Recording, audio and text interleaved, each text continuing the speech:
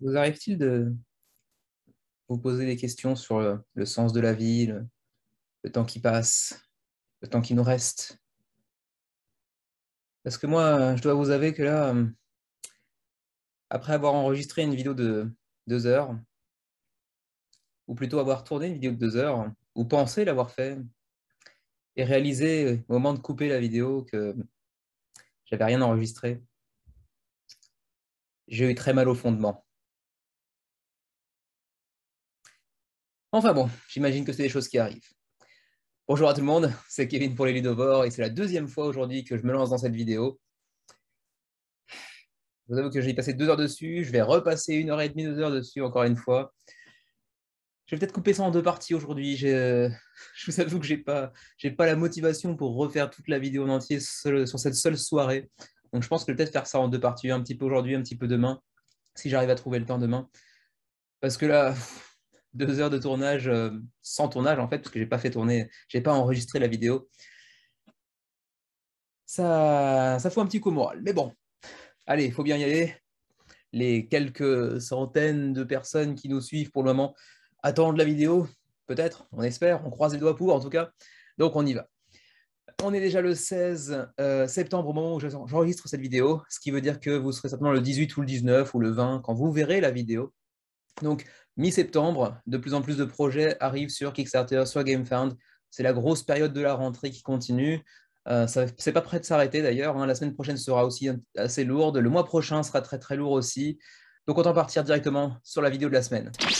Allez, on commence par le petit point hebdomadaire sur la chaîne très rapidement, avec encore une très belle augmentation. Enfin, on est ravis de voir le nombre d'abonnés qui augmente de plus en plus semaine après semaine, même si cette semaine, ça n'a pas augmenté autant que la précédente, puisque la précédente avait été en fait la semaine de la vidéo en fait, qui nous a le plus amené de nouveaux abonnés, hein, les plus gros projets de la fin 2021, coupés en deux parties. 1200 vues déjà, c'est assez incroyable pour nous.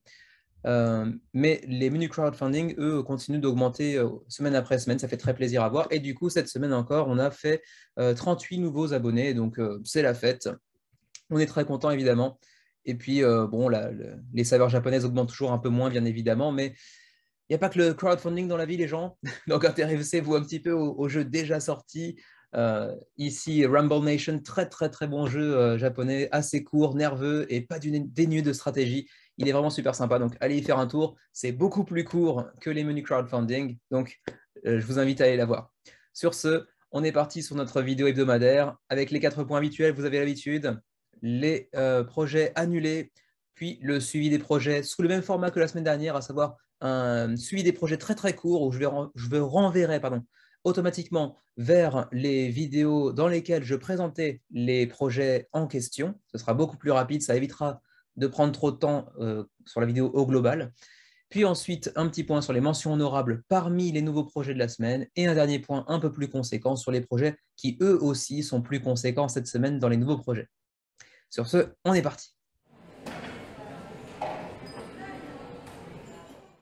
Premier et seul projet annulé cette semaine, il s'agit de Carnage ou Carnage en anglais, le petit projet qui nous est du Québec au Canada, a annulé malgré ses 116 contributeurs et on était à plus ou moins 90-95% du seuil de financement atteint. Donc, ça va être certainement financé d'ici les quelques heures qui nous séparaient de la fin de la campagne, mais ils ont préféré annuler pour revenir plus tard avec une campagne peut-être un peu mieux ficelée. J'ai cru comprendre que, j'ai oublié son nom, mais le représentant de la Société des Jeux était maintenant en collaboration avec eux pour pouvoir peut-être proposer une refonte, une campagne un petit peu mieux amenée, disons. Donc on reverra certainement Carnage dans les semaines ou dans les mois à venir. C'est le seul projet annulé cette semaine, donc on passe directement au suivi des projets. Coup de cœur de la vidéo d'il y a 4 semaines déjà. Wild Serengeti enchaîne avec un excellent score. Cette semaine, on était à 4172, alors que la semaine passée, on était à 3025, donc une énorme évolution. Comme toujours, les derniers jours amènent leur lot de contributeurs et généralement, ils sont nombreux. C'est le cas ici. À 24 heures de la fin de la campagne, on a dépassé les 4000. Je pensais qu'ils atteindraient les 4000, mais je ne pensais pas qu'ils allaient les dépasser. À 24 heures de la fin, il n'est pas impossible qu'on atteigne même les 4500 au rythme auquel on est en train d'évoluer. Donc voilà, très joli coup de cœur. Ceci dit, bon, au moment où vous verrez cette vidéo, où elle sera postée en ligne, le jeu ne sera plus disponible, mais je voulais faire un petit tour quand même sur ce coup de cœur de la vidéo d'il y a 4 semaines, parce que c'est vraiment un très joli projet. Donc félicitations à eux. Présenté il y a 2 semaines, après avoir été présenté il y a 1 mois et demi, mais la première campagne avait été annulée, Green Hell a fait un plus 40 environ pour atteindre 867 contributeurs à 3 jours de la fin de la campagne. Bon, on ne peut qu'admettre que c'est un semi-échec, ou en tout cas un résultat vraiment mi-figue, mi-raisin pour ce projet polonais en provenance de Galactus Games. Alors pourquoi mi-figue, mi-raisin? Parce que, bon, premier projet, parce qu'en fait c'est leur deuxième projet, mais sur le même jeu. Pour un premier projet, c'est pas si mal de faire 870 contributeurs, d'autant qu'il reste 3 jours, donc on va peut-être atteindre les 1000. C'est pas si ridicule que ça, mais ça nous venait donc d'une licence jeu vidéo qui avait eu un certain succès sur Steam, donc on pouvait en attendre quand même bien plus. Bon, ce sera une petite déception, j'imagine, mais en tout cas, c'est financé, donc quand même félicitations malgré tout. Présenté il y a 4 semaines, en même temps que Wild Serengeti, pour ceux qui seraient intéressés par la vidéo où on présentait Motif. Motif, justement, a atteint maintenant 370 environ contributeurs, donc un petit plus 90 depuis la semaine dernière, si je ne me trompe pas, à 3 jours de la fin de la campagne pour ce très très joli et très élégant jeu abstrait. Alors je dis très joli, c'est pas toujours évident quand on regarde seulement l'illustration de base de la campagne, en haut de campagne, mais si vous allez voir la version Deluxe que vous voyez ici, c'est vraiment très joli, très agréable à l'œil, et un très joli petit jeu abstrait qui malheureusement attire généralement un petit peu moins de contributeurs sur Kickstarter, enfin sur les plateformes de financement participatif de manière générale, en comparaison avec les jeux à thème. Donc dommage, même si bon, Motif fait quand même un plutôt joli résultat, j'espère qu'ils atteindront au moins 500 contributeurs d'ici la fin de la campagne. Présenté il y a 2 semaines de ça, Republic of Jungle était à 285 contributeurs la semaine dernière. Ils ont presque atteint les 400 cette semaine, à 4 jours de la fin de la campagne, pour ce jeu de déduction et d'ambiance pour des groupes de 5 à 10 personnes et des parties de 10 à 30 minutes, dans lesquelles chaque personne sera, ceci dit, un petit peu le nez collé à son écran, ce qui est un petit peu dommage, mais je me demande si c'est vraiment une nécessité. Je n'ai pas été trop loin dans la campagne, je n'ai pas vérifié, mais le peu que j'en ai vu, tout le monde avait son écran quand même. Bref, à vous de voir si vous êtes amateur d'intrigues politiques, de trahison entre amis, ça pourrait vous intéresser. Voilà pour Republic of Jungle à 4 jours de la fin de la campagne, soit 2 jours au moment où la vidéo sera postée. Présenté il y a 3 semaines, Starship Shuffle, un petit jeu de cartes coopératif inspiré par la genèse de SpaceX et son patron Elon Musk. On était la semaine dernière à 280, je crois. Non, c'était la semaine passée encore, celle-ci. 326 contributeurs la semaine passée. Désormais 361 contributeurs à 5 jours de la fin de la campagne pour ce jeu assez, disons, modeste, sans grande prétention, avec une direction artistique assez moyenne. Mais bon, ça pourrait être assez fun si vous êtes un peu fan vous-même de SpaceX, de la conquête spatiale, de tous ces thèmes-là, et de jeux en coopération assez courts. Donc 361 contributeurs à 5 jours de la fin de la campagne. Là aussi, présenté il y a 3 semaines, l'Axrax était à 2500, un peu moins de 2500 contributeurs la semaine passée, 2890 environ cette semaine, à 7 jours de la fin de la campagne. Je rappelle qu'il ne s'agit pas d'un jeu, mais d'une solution de rangement pour vos Kallax, exclusivement pour vos Kallax. Il s'agit ici de combiner la facilité de rangement du verticalisme et les avantages de l'horizontalisme, puisque vous allez intégrer 2 mini-étagères au sein de vos étagères. Mais par contre, attention, vous allez perdre un petit peu de place dans chacun de vos cubes de Kallax, puisque vous allez insérer ces petits éléments de bois et de plastique qui vous feront perdre un petit peu de place, évidemment. Premier des projets présentés la semaine dernière, The Spill était à 570 contributeurs la semaine dernière, désormais 870 quasiment, donc plutôt une belle évolution de 300 contributeurs à un peu plus d'une semaine de la fin de la campagne pour ce jeu coopératif dans lequel on va essayer de repousser ou de contenir en tout cas une marée noire et de sauver les animaux qui pourraient potentiellement en être les victimes. Donc The Spill, 866 contributeurs à une semaine de la fin de la campagne. Également présenté la semaine dernière, On avait 1460 contributeurs la semaine dernière. On a dépassé les 2000 pour atteindre 2040 contributeurs environ à 8 jours de la fin de la campagne pour Dungeons of Infinity et son extension également, donc pour la campagne Kingdom Cost. Jeu de dungeon crawl, tout ce qu'il y a de plus classique en termes de mécanismes comme de visuel pour 1 à 5 joueurs, des parties de 60 à 120 minutes. C'est très classique, mais c'est très efficace. Les dungeon crawlers trouvent toujours plus ou moins leur public. Celui-ci aussi, très belle miniature, très joli matériel. Des game trays aussi. Il y a tout pour plaire, pour les amateurs en tout cas, de dungeon crawler. Bounty Hunters était présenté il y a 2 semaines et avait atteint 180 contributeurs la semaine passée. Désormais, 214 contributeurs sont inscrits pour ce projet, pour contribuer à ce projet, à 8 jours de la fin de la campagne. Un petit jeu dans lequel il s'agit d'aller capturer des hors-la-loi dans le Grand Ouest américain de la fin du 19e siècle pour 2 à 4 joueurs, 10 à 45 minutes. Une direction artistique pas folichonne, mais une atmosphère toujours un peu sympa dès lors qu'on s'intéresse un petit peu au western, disons.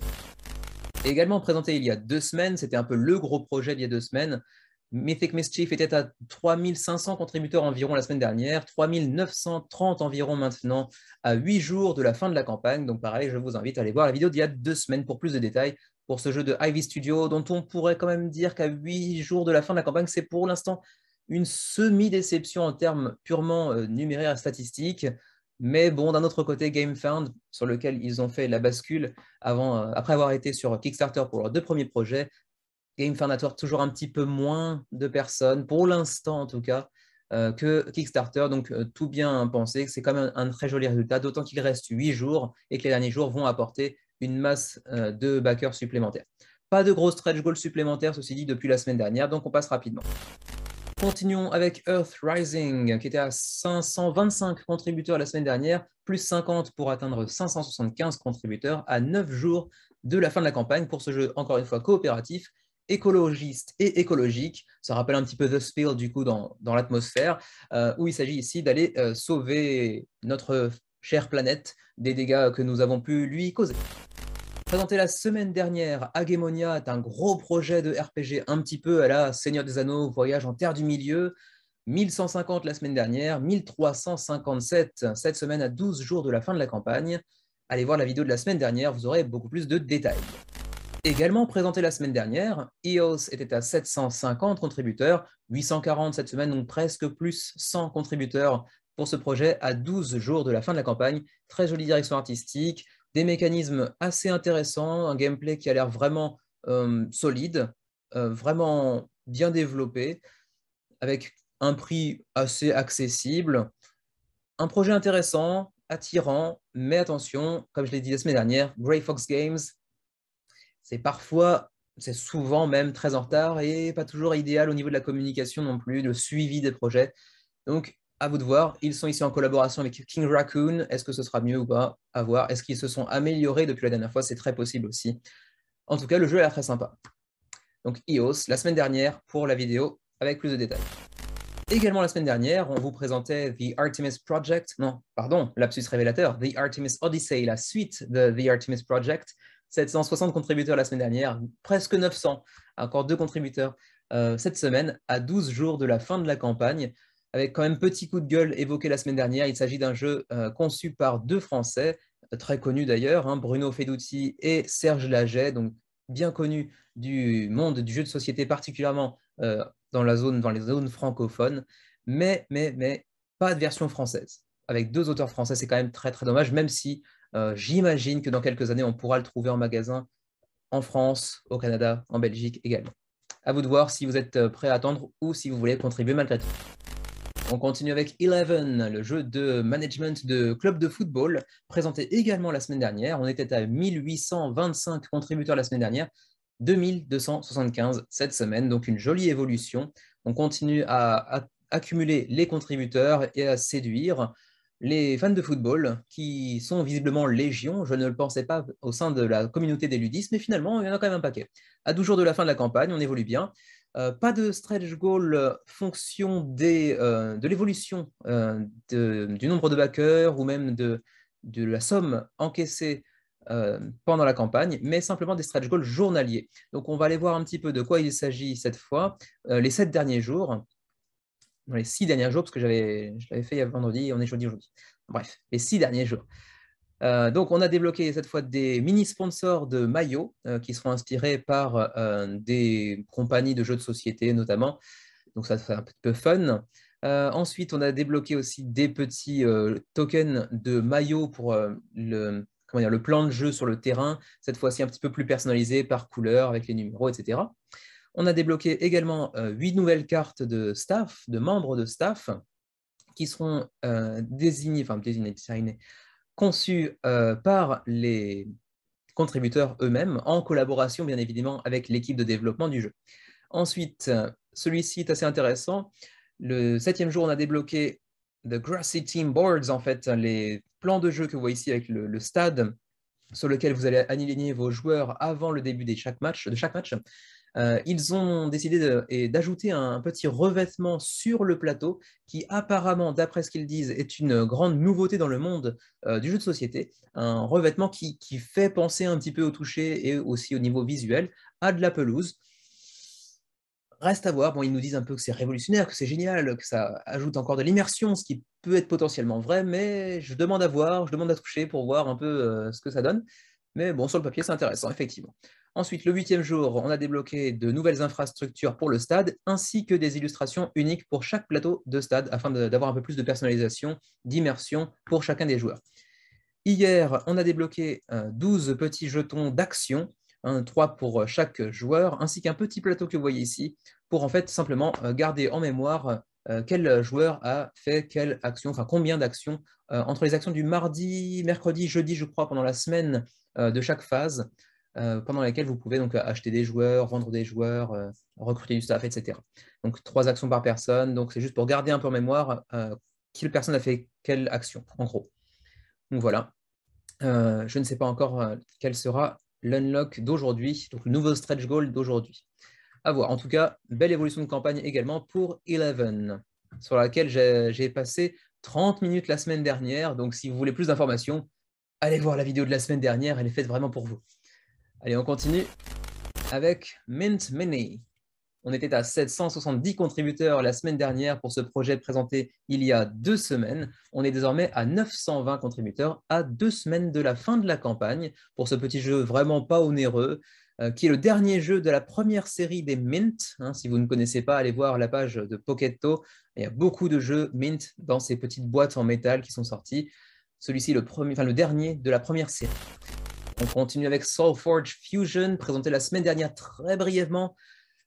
Pourtant, les noms sur le papier sont vraiment intéressants, avec les créateurs de Magic et de Ascension, donc 2 grands maîtres du deck building, mais un projet uniquement livré aux États-Unis. Donc, évidemment, on passe très rapidement dessus. On avait fait 1065 contributeurs la semaine dernière, plus 300 environ pour cette semaine, à 14 jours de la fin de la campagne.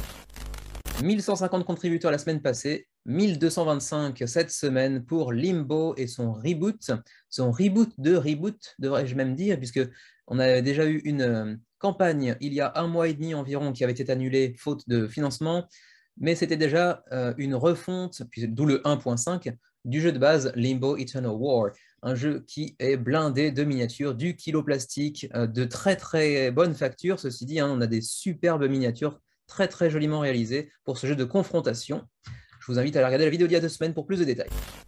Présenté la semaine dernière, Relics of Rajavihara était à 730 contributeurs, plus 220 pour atteindre 950 environ cette semaine, à 15 jours de la fin de la campagne pour ce jeu solo présenté la semaine dernière.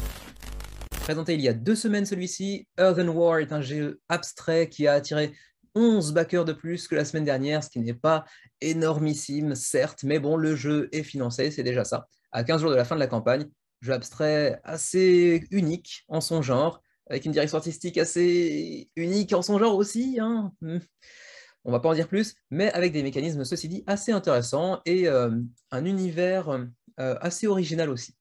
Une uchronie de la Première Guerre mondiale, je ne vous en dis pas plus, allez voir la vidéo de la semaine, il y a 2 semaines, pardon.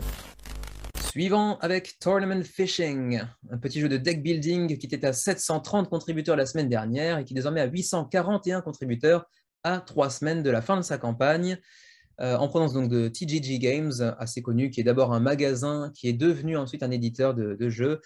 Le jeu attire une grosse polémique autour de justement son éditeur et de son auteur. On ne va pas en parler parce que personnellement, ce n'est pas le sujet ici. Reste que c'est un jeu de deck building pour amateurs de pêche, ce qui n'est pas mon cas, mais qui peut potentiellement vous intéresser pour 1 à 4 joueurs. Allez voir la vidéo d'il y a 2 semaines. Non, pardon, la vidéo de la semaine dernière. Également présenté la semaine dernière, Viking's Tale était à 200 contributeurs tout rond la semaine dernière, plus 60 cette semaine pour atteindre 260 contributeurs à 20 jours de la fin de la campagne pour ce jeu à la direction artistique relativement soignée également, de très jolies cartes, un jeu relativement simple et accessible pour, j'allais dire pour toute la famille, mais c'est quand même noté 14 ans et plus, mais je pense que c'est un peu plus accessible que ça ne l'entend, qu'on laisse sous-entendre via ce 14 ans et plus, partie relativement courte et effrénée. Ça a l'air assez sympa. Donc à vous de voir, il reste de toute façon 3 semaines. On continue avec les jeux présentés la semaine dernière, avec ici Solar Sphere, qui était à 860 contributeurs la semaine dernière, plus 220 pour atteindre 1080 contributeurs à 21 jours de la fin de la campagne, soit 3 semaines, pour ce jeu assez intéressant, visuellement soigné, visuellement très agréable, et des mécaniques, ma foi, assez intéressantes également. J'en avais parlé un peu plus la semaine dernière, donc je vous invite à aller voir, à y faire un tour. Le jeu est vraiment intéressant. Dernier jeu de ce suivi des projets de la semaine, il s'agit ici de l'extension / standalone de Shazen. J'ai passé aussi 15-20 bonnes minutes la semaine dernière pour le présenter. Enfin, ce jeu de politique, le jeu de base était un jeu compétitif où chacun cherchait à prendre le pouvoir. Celui-ci est un jeu de semi-coop où vous allez tous ensemble lutter pour démettre, pour faire tomber du pouvoir un dictateur, un tyran, mais semi-coop, ceci dit, car à la fin, selon les, comment dirais-je, les performances, disons, de chacun, les actions de chacun pour retrouver la liberté, pour faire recouvrer la liberté à son pays, il y aura finalement une démocratie qui s'installera et un premier vote pour élire son premier dirigeant parmi les joueurs autour de la table. Et donc seulement un joueur gagnera à la fin. Projet très intéressant, mais attention, ça coûte, ouais, ça coûte un bras. C'est à peu près tout pour le suivi des projets. On entre maintenant dans la catégorie des mentions honorables parmi les nouveaux projets de la semaine. Et le premier projet de la semaine parmi les mentions honorables, c'est Dog Park, un jeu sur les chiens et les promenades de chiens. Alors attention, j'adore les chiens. J'adore les chiens. Je me rappelle encore avec amour et affection de mon très cher Labrador, malheureusement décédé aujourd'hui. Mais, c'est quand même pas hyper kitsch. L'illustration, je veux dire quand même, c'est super kitsch. Ah bon. Bon, au-delà de ça, si on s'intéresse un peu plus au projet, on comprend assez rapidement pourquoi ça a pu attirer déjà 1600 contributeurs en moins d'une semaine pour un primo-porteur qu'est Birdwood Games, qui nous vient d'Angleterre, ou plutôt du Royaume-Uni à défaut. Dog Park est un jeu pour 1 à 4 joueurs, donc avec un mode solo, pour 10 ans et plus, donc relativement accessible et familial, pour 40 à 80 minutes, donc des parties relativement courtes, on va dire 1 heure une fois que le jeu est maîtrisé. Alors oui, c'est très kitsch, visuellement, en tout cas selon moi, selon mes goûts, c'est très kitsch, mais c'est pas dénué d'intérêt. Il s'agit en fait d'un jeu où vous allez, en fait, entre guillemets, collectionner les chiens, agrandir votre chenil pour accueillir plus de chiens, et ensuite les promener pour ensuite bénéficier d'une sorte de mécanisme de gestion de ressources, entre guillemets, pour les chiens que vous allez promener, et des points de victoire. Des petits bonus de fin de partie, des petits malus aussi pour les chiens que vous n'aurez pas promenés, une sorte de prestige pour au final voir lequel des joueurs autour de la table est le meilleur promeneur de chiens, le joueur ayant le plus beau chenil, on va dire.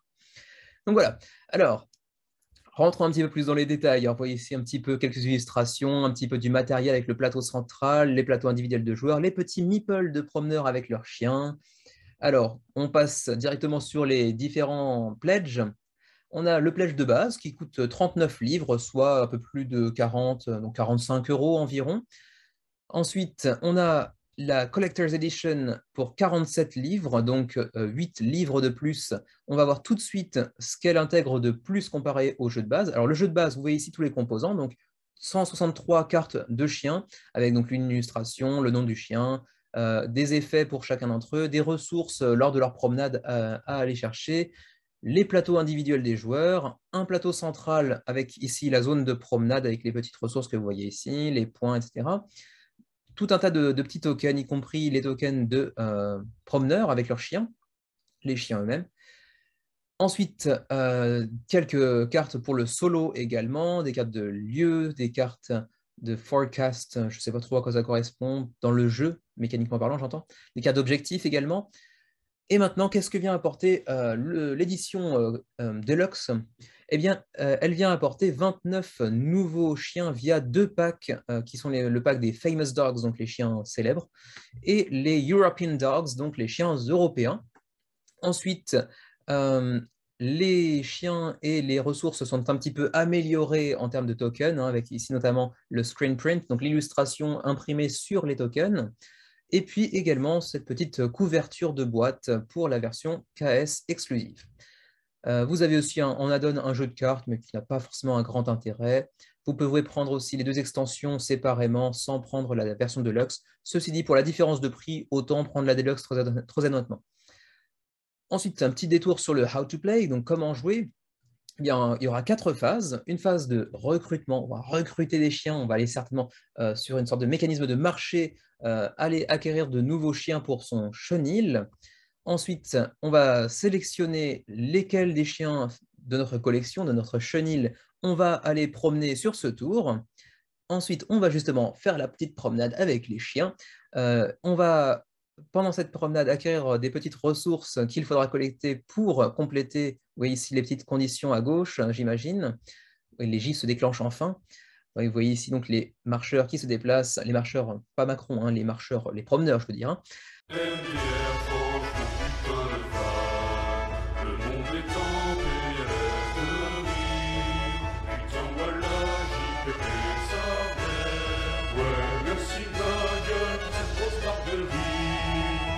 Et ensuite, en 4e phase, on a donc la home time, on va donc rentrer à la maison au chenil et vous allez gagner des points de victoire pour les chiens que vous aurez pu promener et au contraire, à contrario, vous aurez des malus pour les chiens que vous n'aurez pas promené ce tour-là.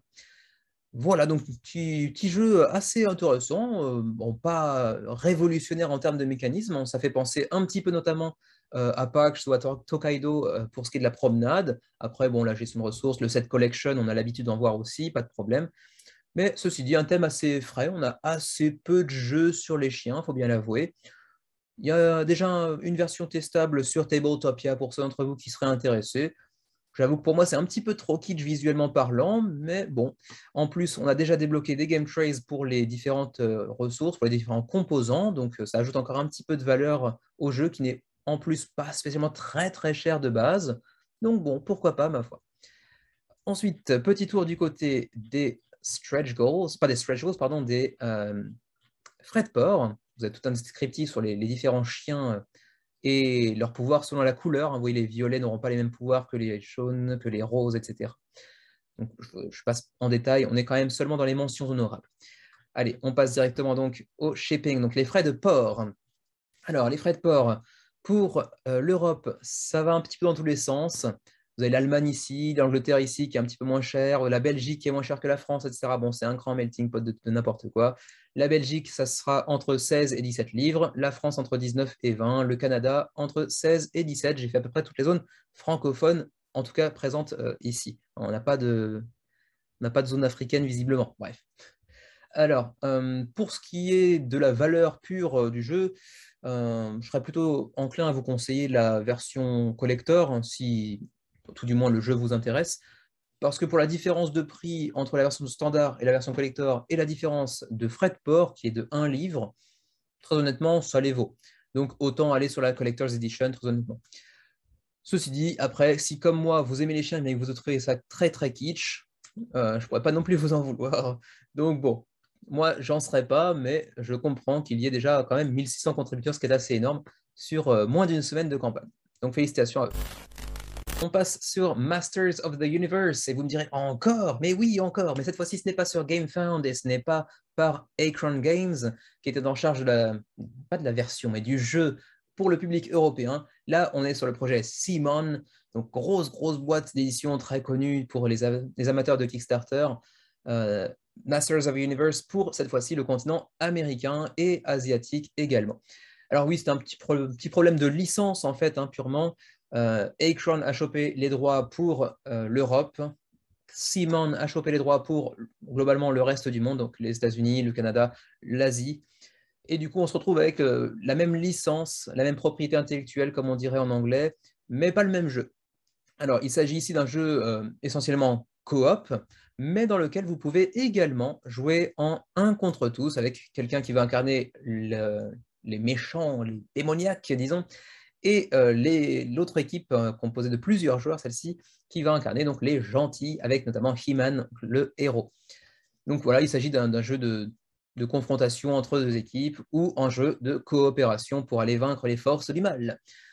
Je ne vais pas en parler plus que ça, parce que comme vous l'avez certainement compris en introduction de cette intervention, eh bien, ce jeu ne sera disponible que pour le marché américain. Donc en Europe, à moins de trouver un partenaire d'échange aux États-Unis qui serait susceptible d'accepter de vous envoyer le jeu en Europe, moyennant finance, ou encore de requérir au service d'une entreprise de fret individuelle, auquel cas là, ça vous coûtera vraiment la partie inférieure du corps, on va dire, hein, les deux jambes. Voilà. Il y a très peu de chances que ce jeu trouve son chemin jusqu'à nous, en tout cas pour le moment. Donc j'en parlerai pas plus que ça. En plus, ça m'arrange. Masters of the Universe, pardon. Moi, je suis un peu passé entre les gouttes. J'étais peut-être un petit peu trop jeune, mais j'y connais pas grand-chose. On continue avec Handball Tournament Foundation, projet qui nous vient de Tokyo, au Japon, mais ce n'est pas un japonais. C'est je crois, un brésilien ou un argentin, je ne sais plus, qui en est à l'origine. Le projet est déjà financé avec 136 contributeurs à 19 jours de la fin. C'est un petit jeu de confrontation pour 2 à 4 joueurs, 30 à 40 minutes la partie, 14 ans et plus, avec une direction artistique assez soignée, assez jolie, c'est plutôt agréable à l'œil. Un jeu qui est essentiellement composé de cartes, quelques petits tokens par-ci par-là, quelques dés, et 2 fiches de points de vie et de points de mana. Tout ça rappelle un petit peu Magic dans l'atmosphère visuelle, c'est assez normal, mais ça a quelques particularités assez intéressantes et pas dénuées d'intérêt. C'est un petit peu redondant ce que je viens de dire d'ailleurs. Quelques-unes de ces features, de ces particularités sont affichées ici. Donc c'est un jeu de duel stratégique dans lequel il y aura très très peu de downtime, donc très très peu de temps d'attente d'un joueur à l'autre, puisqu'il s'agit d'un jeu en simultané, où chaque joueur va aller jouer des cartes face cachée en même temps avant de les retourner pour en appliquer les effets. Donc très très rapide, très très peu de temps d'attente. Très forte rejouabilité apparemment également, puisque vous pourrez mélanger différents, comment dirais-je, différents styles de jeu. Il y a la magie de l'eau, du feu, etc. Différents chemins, le chemin de l'assassinat, si je puis dire. La traduction est un peu malheureuse, mais bref, différents types de cartes mélangées les unes aux autres qui peuvent vous permettre différentes approches tactiques. Et puis, donc, une grande customisation possible via justement ces différents decks que vous allez mélanger. Le Wayback Now n'est pas très intéressant sur cette campagne, c'est juste soutenir un éditeur indépendant et recevoir les jeux en premier. Ouais, bon, d'accord, mais bon, ça c'est à peu près logique. Vous avez ici quelques exemples de combinaisons que vous pourrez faire, avec par exemple ici le feu et l'ombre, en gros, qui s'appelle le chemin de l'assassinat, en gros. Le chemin de l'assassin, on va plutôt dire. Voilà, quelques autres avec ici l'eau et le combat à l'épée, par exemple, etc. Donc assez joli, hein, visuellement, il n'y a pas de problème. On va faire un petit tour peut-être voilà, sur le déroulement d'une partie avec 7 phases par tour, une phase de pioche, une phase où l'on va activer les effets de début de tour, puis une phase de combat où on va aller chacun des deux joueurs, ou 4 si on joue en équipe par exemple, donc choisir une carte que l'on va apposer ici face cachée, qu'on va retourner ensemble, donc c'est là qu'il n'y a pas de temps d'attente. Et donc, il y aura donc peut-être des blocs, des attaques.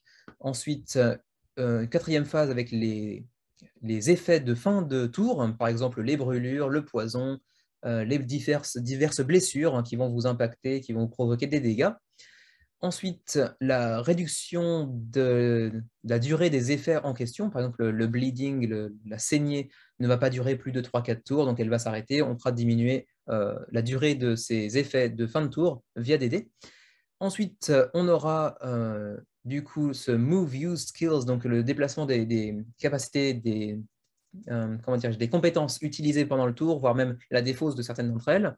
Et puis à la fin, on va gagner 8 mana, 8 énergie pour pouvoir enclencher le prochain tour. Voilà, donc assez classique en termes de mécanisme, mais très peu de temps d'attente, des parties assez rapides, assez nerveuses. C'est quand même assez sympa. On vous présente ici aussi différents types d'approches dans le jeu, donc le Sword Path, le Water Magic, le Assassination Path, etc., le Fire Magic. Bref, vous pourrez le tenter sur Tabletopia pour vous faire une idée également. Il y a en plus de ça 3 modes de jeu, un mode de base, hein, le Regular Mode, un mode avancé qui vous offre un petit peu plus de profondeur de gameplay avec également plus d'options, plus de stratégie, et puis une dernière avec un mode de draft où là vous allez utiliser à peu près toutes les cartes du paquet, donc les 100 cartes, pour aller concevoir votre propre deck en fait au fur et à mesure de la partie. Je disais disponible sur Tabletopia, mais également sur Tabletop Simulator, ça je l'avais oublié. Donc vous avez 100 cartes, 2 petits plateaux individuels, enfin individuels ou par équipe, pour compter vos points de vie et votre mana, un petit peu de token, ce qui fait que c'est assez minimaliste en termes de matériel, ce qui se répercute sur le prix, assez peu onéreux, 33 $ pour une copie, 59 si vous en prenez 2. C'est plutôt abordable. Reste à voir les frais de port, qui sont à peu près dans ce qu'on a l'habitude de voir, à savoir pour le Canada 19 ou 21 selon si vous prenez une ou 2 copies. Pour l'Europe, c'est 18-20, donc ce n'est pas spécialement très très cher. À savoir que pour une campagne dont l'auteur est situé au Japon, même s'il n'est pas japonais, le Japon paiera plus cher que l'Europe ou plus cher que le Canada. Enfin bon, de toute façon, je n'avais pas spécialement de grand intérêt pour le jeu, mais bon, c'est quand même un peu dommage. Sachez tout de même que la taxe sur la valeur ajoutée sera chargée, enfin sera impactée sur les frais une fois la campagne terminée dans le Pledge Manager. Donc attention, prenez ça en compte. Voilà pour Unbound Tournament. Il vous reste un peu moins de 3 semaines pour y aller. Et 136 contributeurs à l'heure actuelle. On continue avec Scandalo, Unravel the Scandal. Il s'agit d'un jeu de déduction et d'ambiance également, qui nous vient de Madrid en Espagne et de Megacorpin Games, que vous connaissez peut-être. Ce sont eux qui étaient derrière Awkward Guests, qui avait fait un énorme succès sur Kickstarter. Si je me souviens bien, plus de 6000 contributeurs.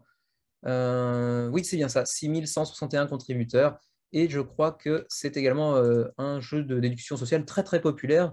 D'ailleurs, ici, on voit Tom Vasel, donc le créateur et contributeur principal de la chaîne YouTube Dice Tower, qui dit ici qu'il s'agit de son jeu de déduction préféré. Donc, bon, c'est quand même pas rien. Il a aussi reçu pas mal d'autres distinctions que vous voyez ici. Alors, bon, comme vous le savez, après plusieurs semaines à me suivre peut-être, les jeux d'ambiance et de déduction, c'est pas spécialement trop notre truc, surtout quand la facette ambiance est prépondérante. Pour ce qui est de la déduction pure et dure, j'aime bien. On a ici Cryptid, que j'aime beaucoup notamment, même si je ne le sors pas beaucoup parce que Xavier n'est pas fan. Mais ici, si on en croit les retours sur Awkward Guests, sur lequel le jeu Scandalo est basé plus ou moins, ça devrait être un joli succès et certainement un nouveau classique du genre dans les années à venir. Donc ici, vous allez incarner des journalistes qui allaient chercher à déterrer des secrets cachés de certaines célébrités que vous trouvez ici, les 5 célébrités. Donc par plusieurs enchaînements de cartes, vous allez essayer de connecter les points entre les divers indices qui sont à votre disposition pour trouver le secret. Et l'avantage, c'est qu'ils ont aussi mis à contribution leur système créé pour le jeu précédent, à savoir le Brilliant Deck System, qui leur permet d'avoir une multitude de combinaisons possibles et qui leur permet d'avoir donc plusieurs centaines de scénarios possibles, plusieurs centaines de scénarios plutôt, devrais-je dire, possibles, et donc un nombre de résultats assez conséquent. Alors, par contre, vous voyez, hein, sur la DA, c'est assez kitsch encore une fois, hein, très honnêtement. Ça fait très années, je ne saurais même pas dire, 60, 70, j'ai l'impression. C'est pas vilain, mais c'est très kitsch et pas spécialement magnifique. Par contre, attention, il y aura également plusieurs niveaux de difficulté, ce qui est très intéressant pour ceux d'entre vous qui avaient l'habitude des jeux d'ambiance et de déduction. Si vous êtes amené à jouer avec certains amis pour qui ce n'est pas le cas, le jeu propose différents niveaux de difficulté qui pourront donc s'adapter à votre groupe de joueurs et aussi à votre progression après 10-15 parties. Vous pourrez tenter des scénarios plus compliqués. Vous avez plusieurs vidéos disponibles, dont une en français ici par Ludovox, qui vous présente le jeu avec leur habituelle durée très courte, mais très bien présentée. Donc 6 minutes pour la présentation de Scandalo chez Ludochrono. allez voir si les jeux de ce genre vous intéressent. Il y a des chances que ça devienne un classique du genre si on en croit les retours. Le jeu en lui-même coûte actuellement sur Kickstarter 32 €, plus 10 si vous prenez l'extension exclusive à Kickstarter Breaking News, qu'on détaillera un petit peu par la suite. Ensuite, il y a des pledges groupés. Si vous êtes 4 personnes, voire 12 personnes, vous pourrez prendre un peu plus de copies du jeu pour payer un petit peu moins au final, notamment sur les frais de port. L'extension exclusive AKS, donc Breaking News, vient vous apporter 36 scénarios exclusifs qui ne seront pas dans le matériel de base et pas dans l'application, puisque le jeu est accompagné d'une application. Il vous présentera aussi tout un détail de l'évolution, la présentation du jeu, de sa conception. Et puis également, oui, quelques détails concernant les profils des différents personnages du jeu, un peu moins intéressant, mais un petit peu de lore, disons. Pour ce qui est du shipping, encore une fois, c'est relativement abordable, puisque dans l'Union européenne, vous paierez 10 €, ce qui n'est pas très très cher, un peu plus en Suisse, qui n'est pas dans l'Union européenne, un peu plus au Canada, mais bon, c'est quand même relativement négligeable, c'est 2 € de plus. Donc voilà, pour vous qui êtes fan de jeux de déduction, éventuellement, c'est un jeu qui devrait quand même vous intéresser ou vous plaire, en plus de ne pas être spécialement très onéreux. Donc voilà pour Scandalo, il vous reste 20 jours avant la fin de la campagne, et déjà 530 contributeurs. Petit détour du côté de Beware of Bears, un petit jeu qui nous vient de New York et de Boss Dog Games, qui avait déjà fait un projet il y a quelques années déjà, pour un jeu au titre un petit peu douteux, à savoir Farting Frenchies, donc sur des chiens qui pètent, des chiens avec des flatulences, voilà, qui donnent envie. Bref, ils nous reviennent cette fois-ci avec des ours, mais des ours qui n'ont pas de flatulence, eux, visiblement, qui n'ont pas de gaz. C'est un petit jeu relativement simple qui attire déjà quand même 644 contributeurs à 34 jours de la fin de la campagne, donc vous avez largement le temps de vous y intéresser si le thème vous intéresse, en tout cas. Pour ce qui est des mécanismes, c'est très très simple, vous allez le voir. D'abord, petit point sur les données habituelles. D'abord, 2 à 6 joueurs pour 7 ans et plus, donc c'est un jeu très très familial, très accessible, qui prend apparemment 2 minutes pour saisir et intégrer les règles, et ensuite 25 minutes pour une partie. Donc relativement simple à sortir, si tant est qu'on ait envie de le faire. Bref, alors, c'est un jeu donc, où vous allez tout simplement mettre des cartes de votre main au centre de la table pour constituer un chemin dans la forêt. Le but étant de sortir de la forêt en alignant 8 cartes d'affilée pour pouvoir en sortir. Si toutefois, entre-temps, vous ne rencontrez pas trop d'ours, puisque si c'est le cas, eh bien, vous allez vous prendre un point de vie en moins du fait de la rencontre des ours, même si certains ours auront d'autres effets potentiels. Vous pourrez également aller gêner vos adversaires en mettant des choses sur leur chemin. Il y a un aspect de memory également, puisqu'il faudra se rappeler un petit peu de ce qu'on a mis nous-mêmes sur notre propre chemin.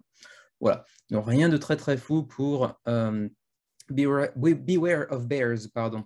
Donc voilà quelques petits exemples de certaines photos utilisées pour le jeu. Certaines seront simplement des paysages tirés des différents parcs naturels présents aux États-Unis, comme le parc de Yellowstone par exemple, mais également beaucoup de photos assez bizarrement photoshopées avec des ours et avec des effets propres. Ici, un ours avec des donuts, un ours avec une poubelle, bref. Je vous avoue, comme vous en doutez certainement déjà en m'écoutant, c'est un jeu qui m'attire pas du tout, du tout. Bon, c'est pas spécialement vilain, je n'ai aucun sentiment de haine envers les ours, mais bon, c'est pas la thématique et les mécanismes ne m'intéressent pas non plus. Donc bon, voilà, je vais passer très très vite sur ce jeu. Quand même, petit point sur les prix. Vous avez ici donc le jeu de base qui coûte donc 20 €, 20 $, pas 20 €. Vous pourrez ensuite choisir 2 extensions séparément, comme ici avec l'extension de Parks, avec donc différents parcs naturels, comme je le disais tout à l'heure, intégrés dans le jeu, avec donc 20 nouvelles cartes, ou une extension pour le même prix qui s'appelle Scout, donc la Scout Expansion, avec encore une fois 20 nouvelles cartes, avec cette fois-ci des cartes de forêt ayant des effets différents. Et puis enfin, un all-in en gros, avec les 2 packs d'extensions supplémentaires, plus le jeu de base bien évidemment. Et puis également pour tous les pledges à plus de 30 $, vous obtiendrez aussi une petite peluche, mais bon, ça, on s'en fiche un petit peu. Ensuite, on a l'opportunité d'en prendre 2 éventuellement si ça vous intéresse. Bref, rien de très très passionnant ici. Voilà la petite peluche que vous pourrez avoir si jamais vous prenez un pledge à plus de 30 $. Et pour ce qui est des frais de port, malheureusement, on n'a rien. On n'a pas d'informations, si ce n'est ceci, mais qui concerne les add-ons et la merchandise, donc les t-shirts, les casquettes, etc., la peluche. Donc pour ce qui est du jeu en lui-même, je n'ai pas trouvé moi-même les frais de port. Donc bon, je vais passer encore plus rapidement du coup. Bref, voilà pour Beware of Bears, un jeu qui certainement intéressera assez peu dans nos contrées en tout cas, mais qui a quand même attiré, mine de rien, 644 contributeurs. Dernier petit jeu parmi les mentions honorables, il s'agit de Recast, encore un jeu d'ambiance, cette fois-ci en provenance de Brisbane, donc en Australie.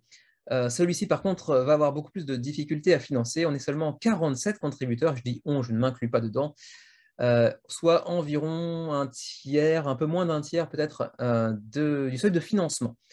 Donc, ça va être un peu compliqué, mais il reste 27 jours à la campagne, c'est pas perdu.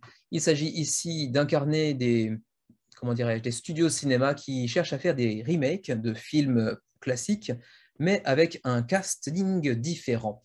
Donc, vous allez sélectionner les acteurs que vous voudriez voir dans ces films et dire pourquoi, le défendre avec un petit pitch au reste de la tablée pour défendre votre projet, pardon.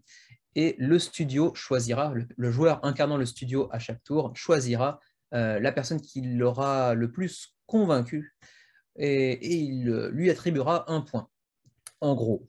Donc voilà, c'est assez fun, jeu d'ambiance, quoi. C'est pas trop mon truc, mais ça peut être fun quand même.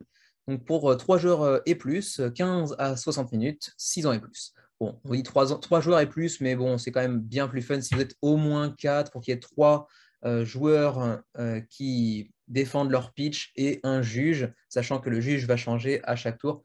Si c'est juste un contre un à chaque tour, c'est quand même un peu moins fun. Alors, ceci dit, 150 cartes de stars, sachant que ce sont des stars et pas uniquement des acteurs et actrices. Là, par exemple, vous voyez Meryl Streep et Idris Elba, qui sont tous les deux acteurs assez connus, mais ici, vous voyez ici Billie Eilish. D'ailleurs, la carte, j'ai l'impression qu'elle ne lui ressemble pas du tout. Autant Meryl Streep et Idris Elba, j'ai envie de dire, pourquoi pas. Autant Billie Eilish ne lui ressemble pas du tout, je crois. Hein. Bref, 150 cartes environ, un peu plus, pour les stars. 100 cartes de films. On avait quelques exemples ici avec Pretty Woman, Silence of the Lambs, donc Le Silence des Agneaux, et Matrix, par exemple. Je crois que c'était le Wizard of Oz, peut-être. Ah, j'ai perdu le nom en français. Wizard of Oz. Le Magicien d'Oz, oui, tout simplement. Bref. Alors donc, petit résumé rapide. Un joueur va incarner le studio, va prendre 3 cartes de projet parmi les films dont il voudrait faire un remake, en prend un, il le déclare aux autres, les autres, avec les cartes qu'ils ont en main, vont choisir les acteurs et actrices qu'ils voudraient voir dans ce remake, et ensuite ils vont défendre chacun leur tour leur choix. Pourquoi j'ai choisi Louis de Funès pour jouer le rôle de Neo dans Matrix, par exemple, ou pourquoi j'ai demandé de faire jouer Mimi Mati dans le rôle de Furiosa dans Mad Max, à la place de Charlize Theron. Voilà. Bref. Et à la fin, donc, le joueur incarnant le studio pour le tour en cours décernera un point au joueur qui l'aura le plus convaincu dans son pitch, en fait. Et j'avoue que moi, au-delà de ne pas être un fan de jeux d'ambiance, je ne suis pas fan du tout de ce mécanisme dans lequel un joueur prend le rôle de juge par tour, hein, et vient décerner purement, comment dire, subjectivement, plus ou moins subjectivement, un joueur pour lui attribuer un point chaque tour comme ça. C'est un truc j'aime bien avoir un mécanisme qui permet de désigner un vainqueur mécaniquement, disons, automatiquement, sans avoir à passer par une sorte de négociation, de charme ou je ne sais quoi. Donc, de ce point de vue, ça me plaît un peu moins, même si le concept m'intéresse vaguement, plutôt d'un point de vue professionnel, mais j'en parlerai pas plus en détail. Voilà pour Remake the Movies, pour Recast, pardon, qui, bon, un petit jeu d'ambiance qui casse pas trop pattes à un canard, mais qui a l'air sympa. Ceci dit, pas de frais de port affichés pour l'instant. Donc ça, c'est quand même une grosse star pour une campagne KS. Par contre, vous aurez éventuellement l'occasion de prendre des booster packs pour les films d'horreur et pour les films de science-fiction, chacun des packs ajoutant également des stars supplémentaires, je crois. Le prix, je n'ai pas encore cité le prix. 30 $ australiens pour le Early Bird. Il en reste actuellement 25. ce qui revient à environ 20 €, un petit peu moins de 20 €. Donc c'est vraiment pas très cher. Et une fois que le Early Bird ne sera plus disponible, ce sera 35 en gros. Il y a d'autres niveaux de pledge, mais qui sont un petit peu moins intéressants ou qui sont du retail par exemple. Donc voilà, pour Recast, à 27 jours de la fin de la campagne, 47 contributeurs, ça va être un peu ric-rac à mon avis. Ça ne devrait pas financer, mais bon, on n'est pas à l'abri, il reste quand même 27 jours, c'est pas impossible, à voir. Voilà, c'était le dernier projet parmi les mentions honorables de la semaine. On va maintenant passer au plus gros projet de la semaine, et ils sont nombreux, il y en a 7 cette semaine. Donc préparez-vous, attachez vos ceintures, on y va. Et le premier jeu que j'aimerais présenter aujourd'hui un peu plus en détail, il s'agit de Unsurmountable, qui nous vient de Jason Tagmeyer, qui est le représentant de Bartonshire Games. Bartonshire Games, qui est un éditeur dont vous vous souvenez peut-être grâce à l'une de nos vidéos, peut-être si vous étiez déjà parmi nous au moment où nous l'avions posté. J'avais montré à Xavier 2 jeux de la compagnie donc Bartonshire Games, qui fait des petits jeux en format portefeuille de poche vinyle. Avec souvent 18 cartes uniquement, plus des petites micro-extensions sous forme de cartes supplémentaires. On a fait une démonstration donc, pour Skulls of Sedlec ainsi que Sprawlopolis, deux très très bons petits jeux. Et donc ici, ils nous reviennent comme souvent, 3-4 fois dans l'année environ, pour un petit jeu cette fois-ci en solo. Ils ont une gamme qui s'appelle A Simply Solo Game, donc composée exclusivement de jeux en solitaire. Ici, comme vous pouvez l'imaginer avec les différentes illustrations que vous voyez ici, il s'agit d'un jeu d'alpinisme où on va chercher à escalader une montagne, à gravir une montagne tout du moins, en constituant un chemin de cartes qui reprend certaines mécaniques, notamment de Sprawlopolis. On va aller constituer un chemin qui se compose de 4, puis 3, puis 2, puis une carte pour une pyramide de cartes de 10 cartes, en essayant d'atteindre le sommet avec un chemin continu jusqu'au sommet. Donc, sachant qu'on aura également différents niveaux de difficulté pour aller choper un peu plus de rejouabilité, un peu plus d'intérêt sur le long terme. Chaque niveau de difficulté vient enclencher quelque chose de supplémentaire. On a également une extension gratuite qui s'appelle donc Big Climb, où vous aurez 6 nouvelles cartes, ce qui, bien sûr, agrandira la taille de la pyramide, passant de 10 à 15 cartes, pour le même nombre d'étages, mais avec donc, une carte supplémentaire par étage, j'imagine, voire plus, je n'ai pas fait le calcul.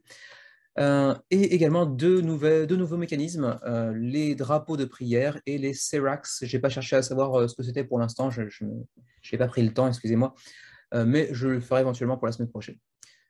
Donc 2 facteurs supplémentaires à prendre en compte dans votre ascension. Si vous achetez $1 de plus, donc pour le pledge à $11, vous aurez également une seconde extension que vous voyez ici, qui s'appelle Dual Peaks et qui est expliquée un petit peu plus bas. J'ai sauté d'ailleurs le passage, je crois. Voilà, ici, qui vient ajouter 2 cartes de statues mystérieuses, que vous voyez d'ailleurs ici, et qui compte notamment dans les modifications de règles qu'apporte chaque niveau de difficulté. Et puis également, comme le titre l'indique, un Dual Peaks, il faudra maintenant avoir 2 pics, 2 sommets à votre montagne, et donc 2 routes distinctes vers le sommet de cette même montagne. Donc une difficulté accrue et une rejouabilité encore plus grande. Voilà.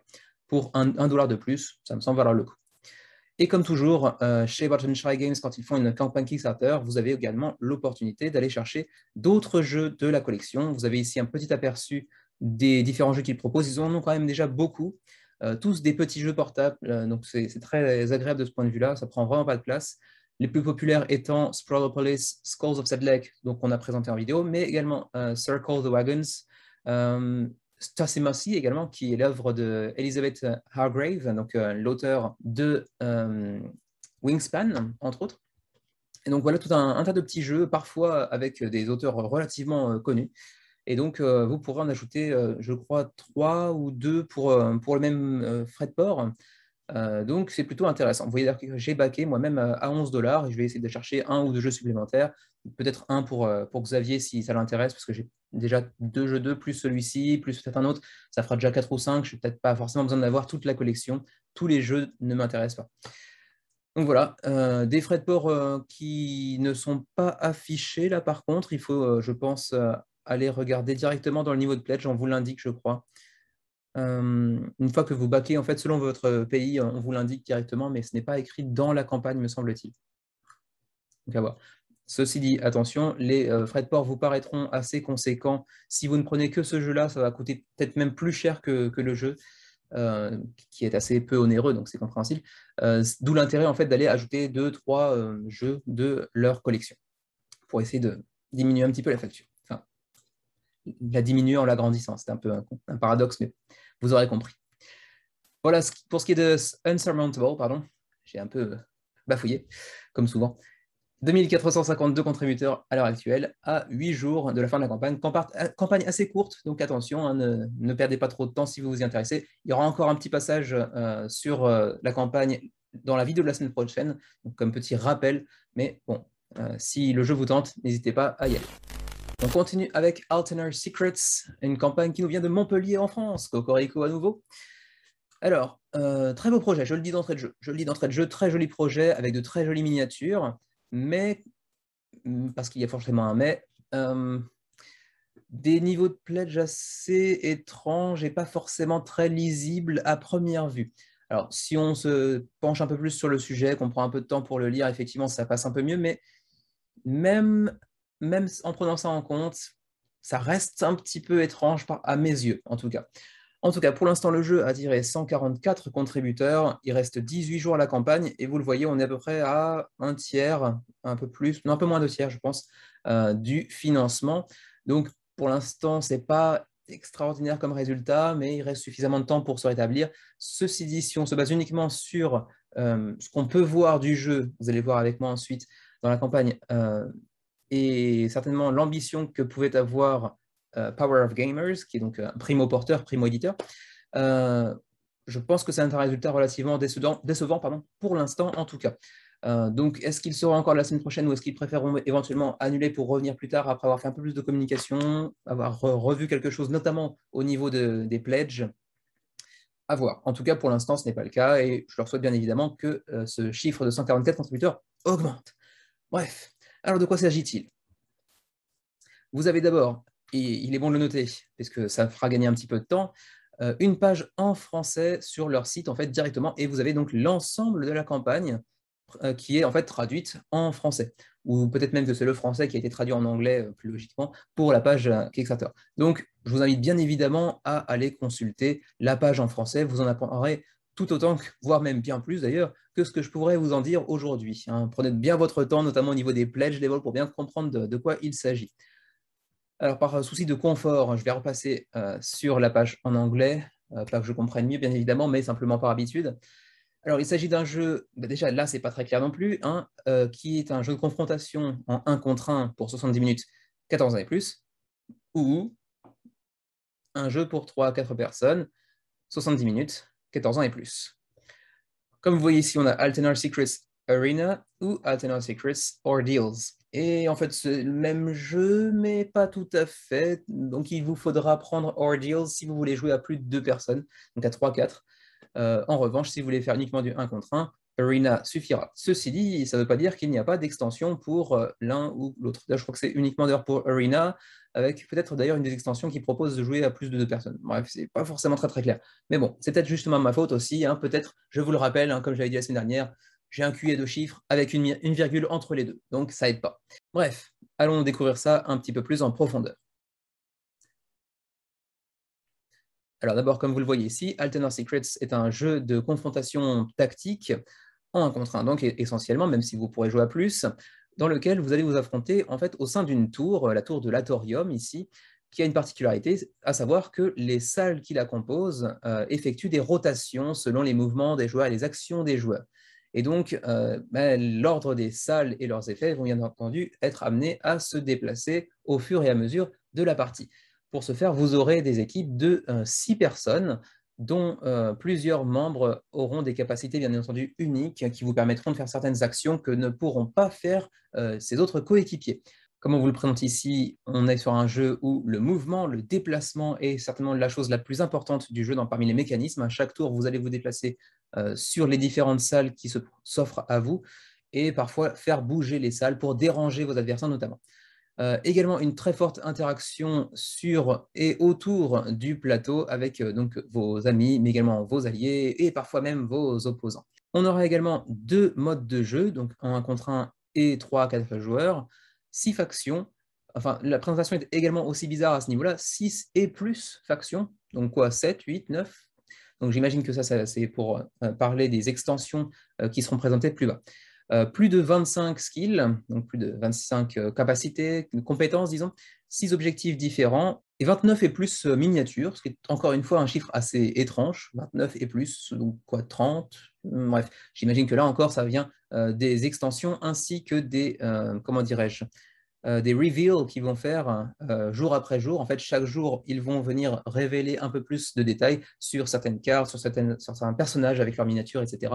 Donc j'imagine que ce chiffre va être amené à évoluer au fur et à mesure de la campagne. Également, dernier point très important, comme vous le voyez ici, everything is compatible with other games in the Atorium's universe. Autrement dit, les miniatures que vous voyez ici seront utilisables dans d'autres jeux de la série qui sont à venir dans les mois et années à venir. Donc en gros, même si le jeu est assez cher, car il est assez cher, les différentes miniatures que vous voyez ici seront réutilisables dans d'autres jeux du même univers. En gros, ils nous font un univers étendu donc au Atorium. Petit aperçu du matériel, vous avez donc ici la tour de l'Atorium avec ces différents, comment dirais-je, rails qui vous permettent de déplacer donc ces 3 niveaux, j'imagine, 1, 2, 3, 4 peut-être 4 niveaux, j'imagine. Donc ensuite, vous aurez bien sûr un paquet de cartes, de petits tokens et de miniatures qui sont très jolies. Alors, est-ce que ce sont ici des renders 3D ou vraiment des prototypes de miniatures? Je ne sais pas trop. En tout cas, dans tous les cas, même si ce sont des renders, ils sont déjà très jolis. Donc j'ai l'impression qu'on est parti sur de la qualité quand même pour ce qui est des miniatures. Ensuite, vous aurez des rôles spécifiques, enfin des avantages de rôles spécifiques, des tokens de blessure, encore plus de miniatures pour vos équipiers. Ensuite, donc toujours plus de personnages avec leurs capacités propres, bien entendu, comme je l'ai dit tout à l'heure. Descendons encore un petit peu. Alors oui, c'est là qu'on arrive au game sheet. Alors, vous avez une fiche qui sera donc adjacente au plateau principal et sur laquelle figureront plusieurs objectifs que vous pourrez être amené à remplir au fur et à mesure de la partie pour aller chercher des points de victoire en fin de partie, sachant que les objectifs n'auront pas tous la même valeur en termes de points. Donc ça aussi, c'est relativement intéressant. Il y a une sorte de course aux objectifs. Également, sur les côtés, vous voyez, c'est des petites encoches qu'on reverra un petit peu plus par la suite, où chacun des joueurs va aller accoler une carte d'objectif personnel de son choix en début de partie, pour là encore aller chercher des points, mais avec un objectif cette fois-ci qui est caché, qu'il vous faudra deviner pour essayer de contrer au mieux votre adversaire. Alors, les niveaux de pledge. Bon, bien sûr, le pledge à 1 euro pour aller au pledge manager, bon, pas forcément plus intéressant. Passons directement au Fighter of Alternate Pledge, qui vous permet donc de jouer en 1 contre 1 et déjà 79 euros. Donc, on est déjà sur une somme assez conséquente pour un primo-éditeur inconnu au bataillon. C'est déjà assez cher. Bon, ceci dit, ça s'accompagne d'une exclusivité Kickstarter, à savoir le Gardien Golem, enfin le Golem Gardien, plutôt devrais-je dire en français, qui est une exclusivité Kickstarter, une miniature d'assez belle facture, voilà, qu'on voit ici, de 35 mm, donc assez jolie, qui aura également un intérêt en termes de gameplay dans le jeu. Également, vous aurez votre nom ou votre pseudo qui apparaîtra sur la page web, sur le site web de Altenor. Bon, moi, ce n'est pas forcément un argument qui m'attire outre mesure. Ensuite, second pledge à 129, ça fait déjà un sacré bond en termes d'argent.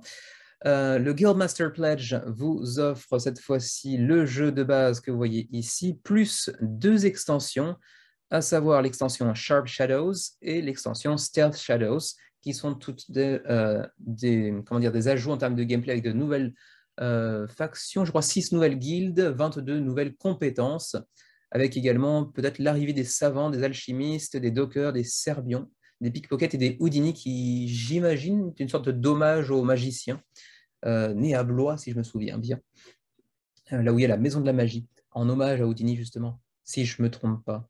Je crois que c'est ça. Bref. Donc, 129, c'est déjà une assez grosse augmentation. Voyons voir ce qu'il y a de plus. Alors, ici, vous aurez donc les 2 extensions qui viennent ajouter, bien sûr, de nouvelles miniatures, de nouvelles tokens, de nouvelles cartes également. L'opportunité de contrôler des pickpockets, des Houdini qui sont, eux, intelligents, alors que les pickpockets sont des opportunistes, des voleurs, j'imagine, et les dockers prudents, ainsi que les serbions qui sont apparemment des mastocs, quoi, en gros, hein. Donc des brutes, en gros. Ensuite, on arrive aux add-ons. Alors, les add-ons, vous pourrez acquérir les 2 extensions dont je viens de parler, donc Sharp Shadows pour 35 € pour avoir les Docker ou les Serbian.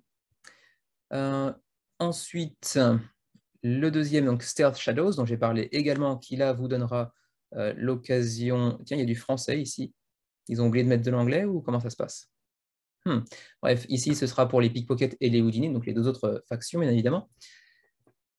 Et ensuite, ce n'est pas fini, vous voyez ici tout un tas de petits points d'interrogation, ça fait partie des reveals, donc des, comment dirais-je, sais pas des révélations, mais des...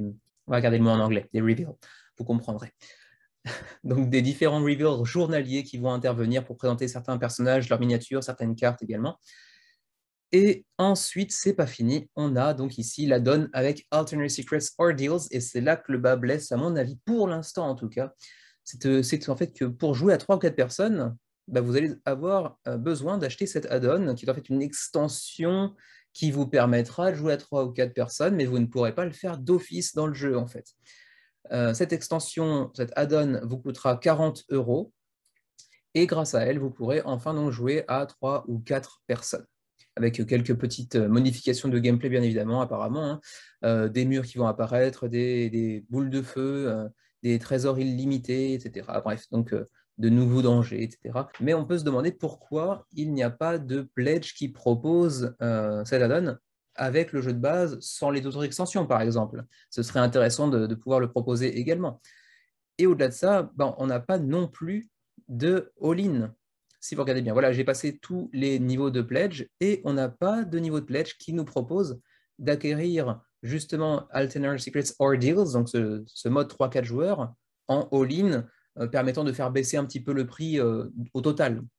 Non, pour l'instant, il n'existe pas. Ce qui ne veut pas dire qu'il ne va pas arriver dans les jours à venir, ou même peut-être qu'il sera déjà en ligne au moment où la vidéo sera postée, c'est possible, mais pour l'instant, ce n'est pas le cas, et je pense que ça repousse un petit peu certains joueurs intéressés par le jeu, mais qui se demandent pourquoi on ne peut pas avoir le mode 3 à 4 joueurs intégré dans une sorte de all-in, ou de pouvoir l'ajouter dans un pledge avec le jeu de base uniquement, avec une petite ristourne sur l'ensemble. Pourquoi seulement en add-on? Ça, c'est une question qu'on peut se poser légitimement. Mais bon, on verra si un all-in arrive dans les jours ou semaines à venir, hein. Voilà, donc c'est à peu près tout. Vous avez encore tous ces petits points d'interrogation qui vont venir être dévoilés au fur et à mesure. Il y a également un add-on pour les amateurs de peinture sur miniature. Vous verrez par la suite, notamment via les différents vidéastes qui ont été contactés pour présenter des vidéos, que c'est certainement un jeu issu de la communauté des, comment dirais-je, des wargames et du monde, du monde des miniatures, en fait, plutôt que du monde des jeux de société plus, comment dirais-je, auxquels on est plus habitué, nous, en tant que ludistes. J'ai l'impression, puisque on a un add-on spécifiquement conçu pour les amateurs de peinture, et également, attendez que je retrouve ça, donc les vidéos, les vidéos, je les ai déjà passées ou comment ça se passe? Voilà. Les vidéos, on a les Dice Tower, on a la Maple University, mais en français, on est sur donc, French War Game Studio, ainsi que Higgy TV, et donc il y a quand même le Maple Reporter, mais les deux premiers, je ne les connais pas, pourtant je connais quand même beaucoup de chaînes de vidéastes sur les jeux de société, mais ceux-là je ne les connais pas, donc ce qui me fait penser qu'on est certainement plutôt vers des gens spécialistes de wargame, bon là c'est évident, ou de miniatures peut-être, parce que je ne les connais pas, et pourtant ils ont quand même beaucoup d'abonnés. Donc je pense qu'on est plutôt sur des gens qui proviennent de ce milieu-là, donc du wargame ou de la miniature, plutôt que du jeu de société à proprement parler.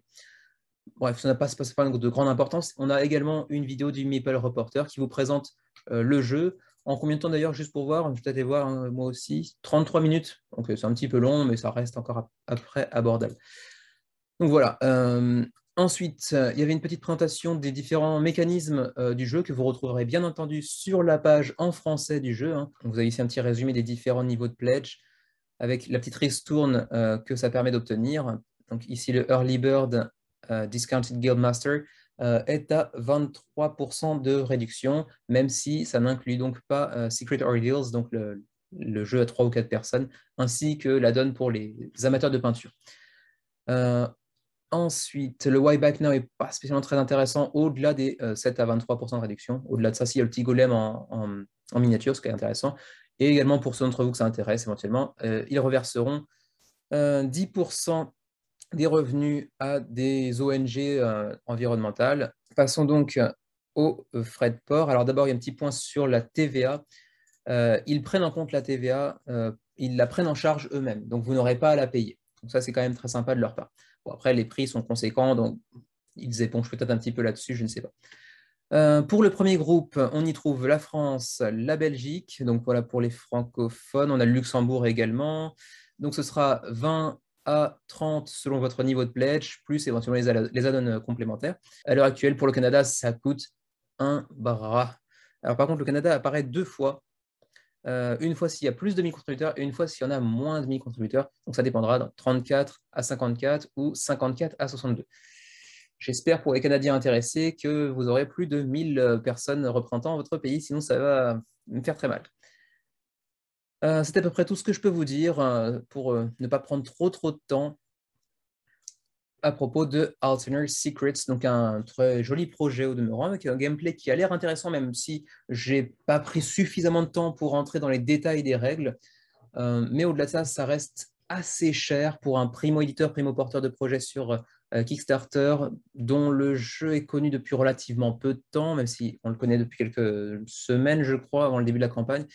Ça a l'air intéressant, mais c'est très cher, et du coup, ça n'inspire pas forcément une grande confiance de la part des backers. À voir, je leur souhaite quand même que ce chiffre augmente assez rapidement, parce que pour l'instant, c'est pas super bien parti, même si ça reste encore réalisable. Donc voilà pour Alternate Secrets, 144 contributeurs à 18 jours de la fin de la campagne. On continue avec One Deck Galaxy, qui vous rappellera forcément quelque chose, à savoir One Deck Dungeon et ses extensions d'ailleurs, qui ont été un très joli succès sur Kickstarter, mais également ensuite en magasin.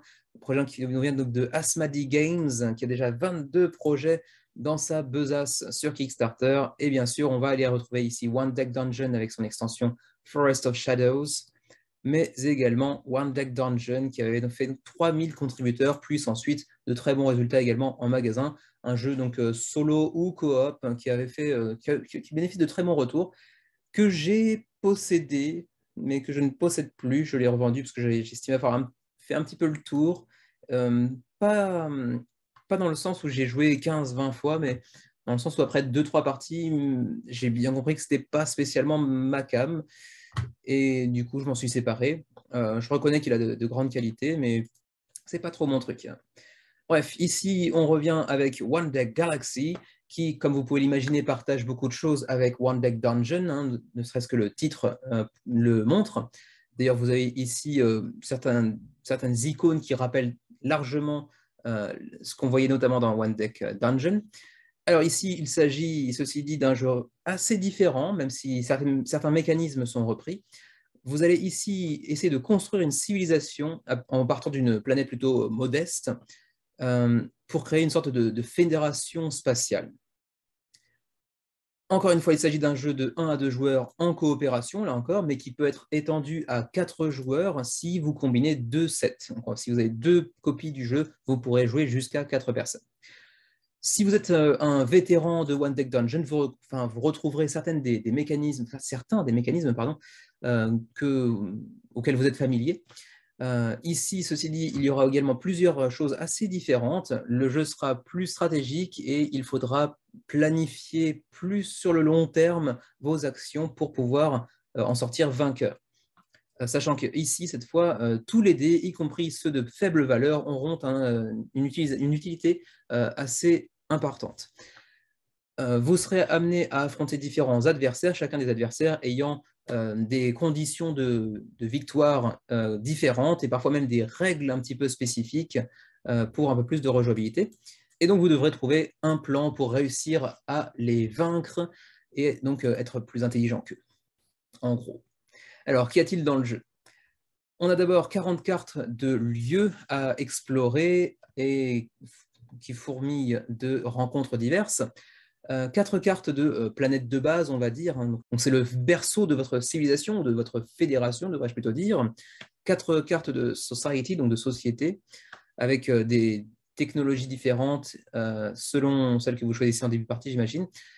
4 cartes d'adversaires, donc 4 adversaires pour un peu plus de rejouabilité, comme lors de One Deck Dungeon où vous aviez différents adversaires en fin de donjon. 28 cartes de soutien pour les adversaires, donc plusieurs confrontations, événements qui viendront jalonner votre parcours. Et puis également 2 cartes de Starbase pour faire de la recherche et construire votre flotte.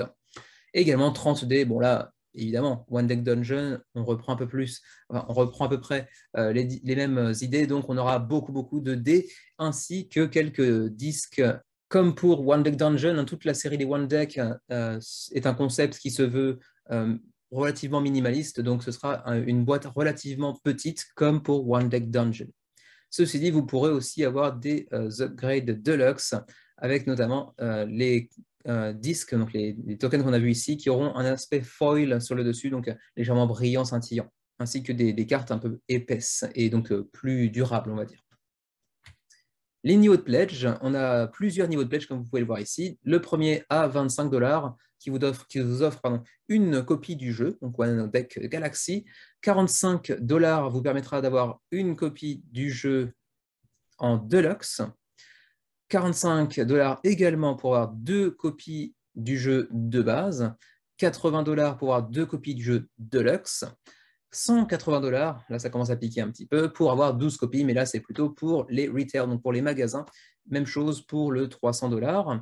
Et ensuite vous aurez des add-ons, vous pourrez aller chercher une copie supplémentaire de One Deck Galaxy pour 25 $ de plus, ou 45 pour une copie de One Deck Galaxy Deluxe. Pour ce qui est du gameplay, ça rappelle encore une fois globalement One Deck Dungeon, à savoir que vous allez partir avec votre planète de base, le berceau de votre fédération, avec ces petits logos ici qui correspondent à autant de dés que vous pourrez manipuler lors des différentes rencontres. Donc vous serez amené à jeter une brassée de dés à chaque fois, comme dans One Deck Dungeon. Cette fois-ci, ceci dit, les résultats, même les plus faibles, auront un intérêt, ce qui était déjà le cas dans une certaine mesure sur One Deck Dungeon, ceci dit. Mais bon, apparemment, ce sera encore plus prégnant dans celui-ci.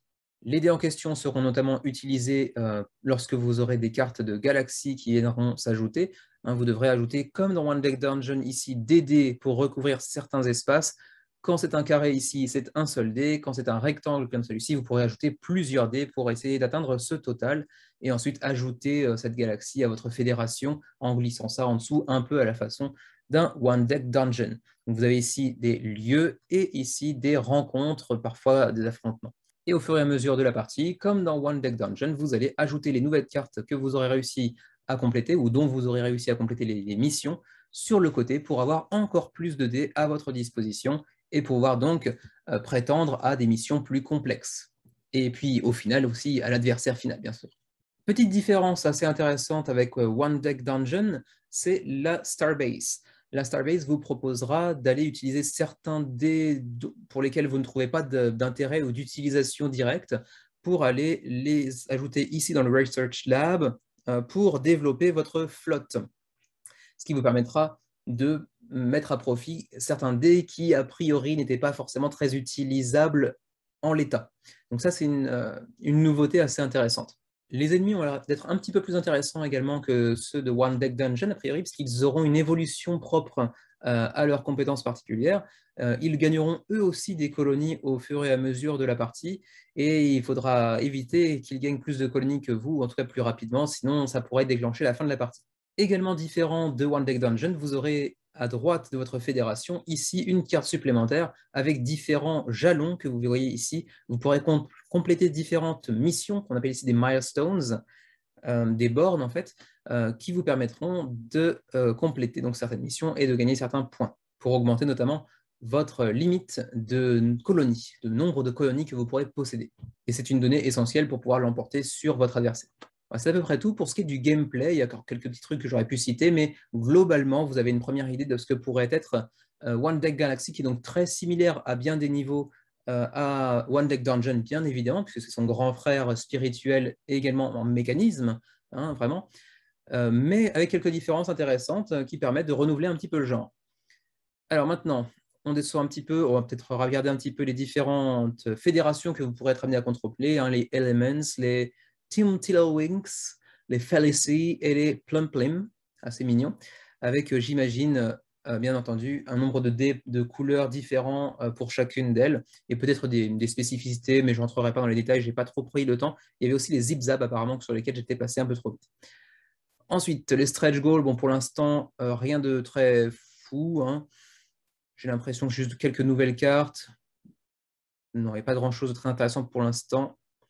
On aura de nouvelles cartes, peut-être de société, une 5e société, donc avec les différents jalons, les différentes missions. Une 5e planète de base, disons, pour commencer. Peut-être des adversaires supplémentaires, j'imagine. Oui, d'ailleurs, il est déjà affiché un 5e adversaire ici. Bref, plusieurs stretch goals déjà débloqués, bien évidemment, puisqu'on est déjà, je ne l'ai pas encore dit d'ailleurs, à plus de 2200 contributeurs à 28 jours de la fin de la campagne. Donc, on est très, très bien lancé. On risque certainement de battre assez facilement les scores de One Deck Dungeon. Donc, c'est plutôt de bon augure pour eux, ce résultat, après une première semaine de campagne. À noter que le shipping devrait s'effectuer, enfin le shipping, l'envoi devrait s'effectuer en théorie au début de l'année 2022. Donc on part sur une campagne et une livraison assez rapide si tout se passe bien. Il pourrait y avoir bien entendu des petits retards, comme très souvent sur Kickstarter, mais pour l'instant, ça veut dire qu'ils sont déjà très très avancés dans leur projet et ils sont même sur le point de commencer la production, a priori.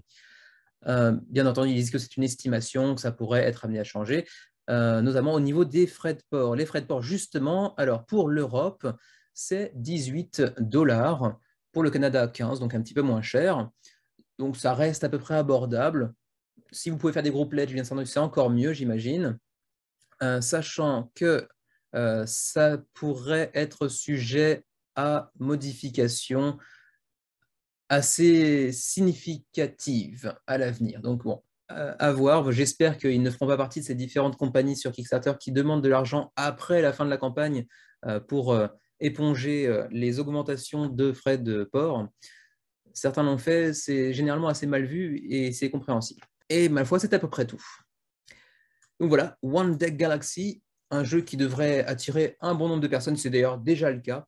Mais je pense qu'en France, il va certainement plaire aussi à beaucoup de gens. Par contre, attention, durant la campagne, il n'y a pas de version française déclarée, pour l'instant en tout cas. Ceci dit, vu le succès du premier, à savoir donc One Deck Dungeon, il n'y a pas de raison que d'ici peu, on retrouve Nuts, je crois. C'est Nuts qui avait fait One Deck Dungeon, si je me souviens bien.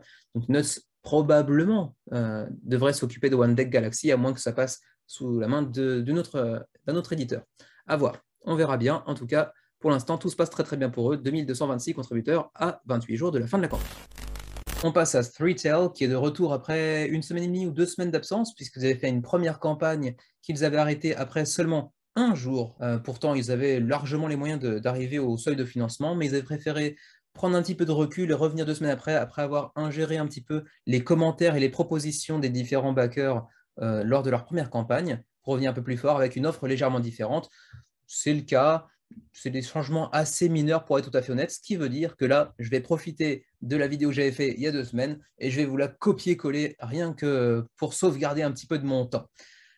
Avant de le faire, je vais quand même vous préciser quand même que ce jeu a l'allure magnifique, l'esthétique est superbe, le gameplay est très sympa, mais attention, ça se joue de 1 ou 3, pas de 1 à 3 comme je l'avais dit dans la précédente vidéo.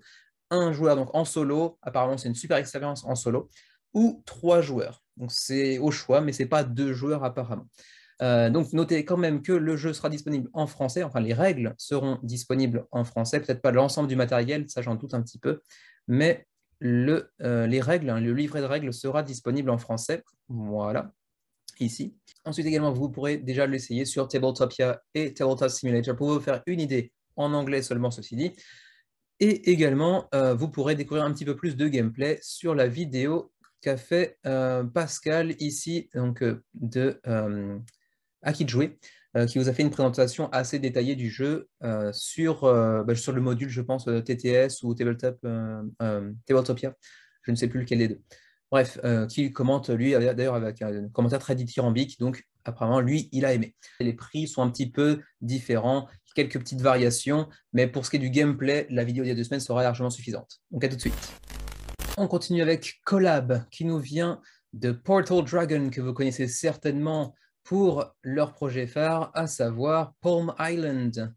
qui a été un très joli succès aussi en France. Je sais que beaucoup de gens le ressortent souvent l'été. On voit des photos de gens qui y jouent à la plage, ce petit jeu qui tient dans la paume de la main, d'où le jeu de mots du titre. Il est essentiellement connu pour ce jeu-là, les autres ayant fait des résultats beaucoup plus modestes.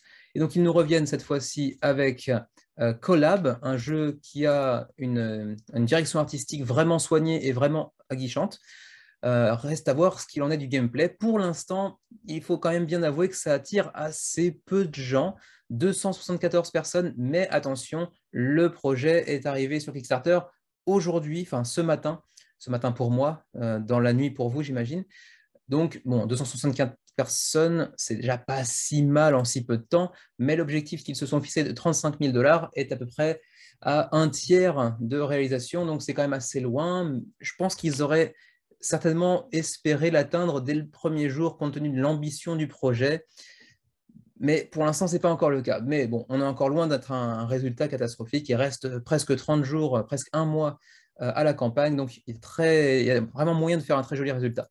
Alors, comme vous pouvez le voir ici, ce sera un jeu composé de beaucoup de dés et de miniatures pour faire du placement d'ouvriers.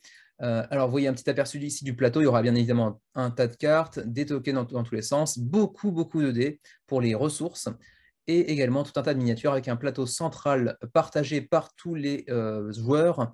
Et chaque emplacement aura des effets spécifiques. Donc, c'est l'aspect de placement d'ouvriers. Sachant que sur les rebords du plateau, vous pourrez aussi ajouter certaines tuiles, comme vous le voyez ici, des étages de 3, 2 et 1 tuile, pour encore plus d'effets variés.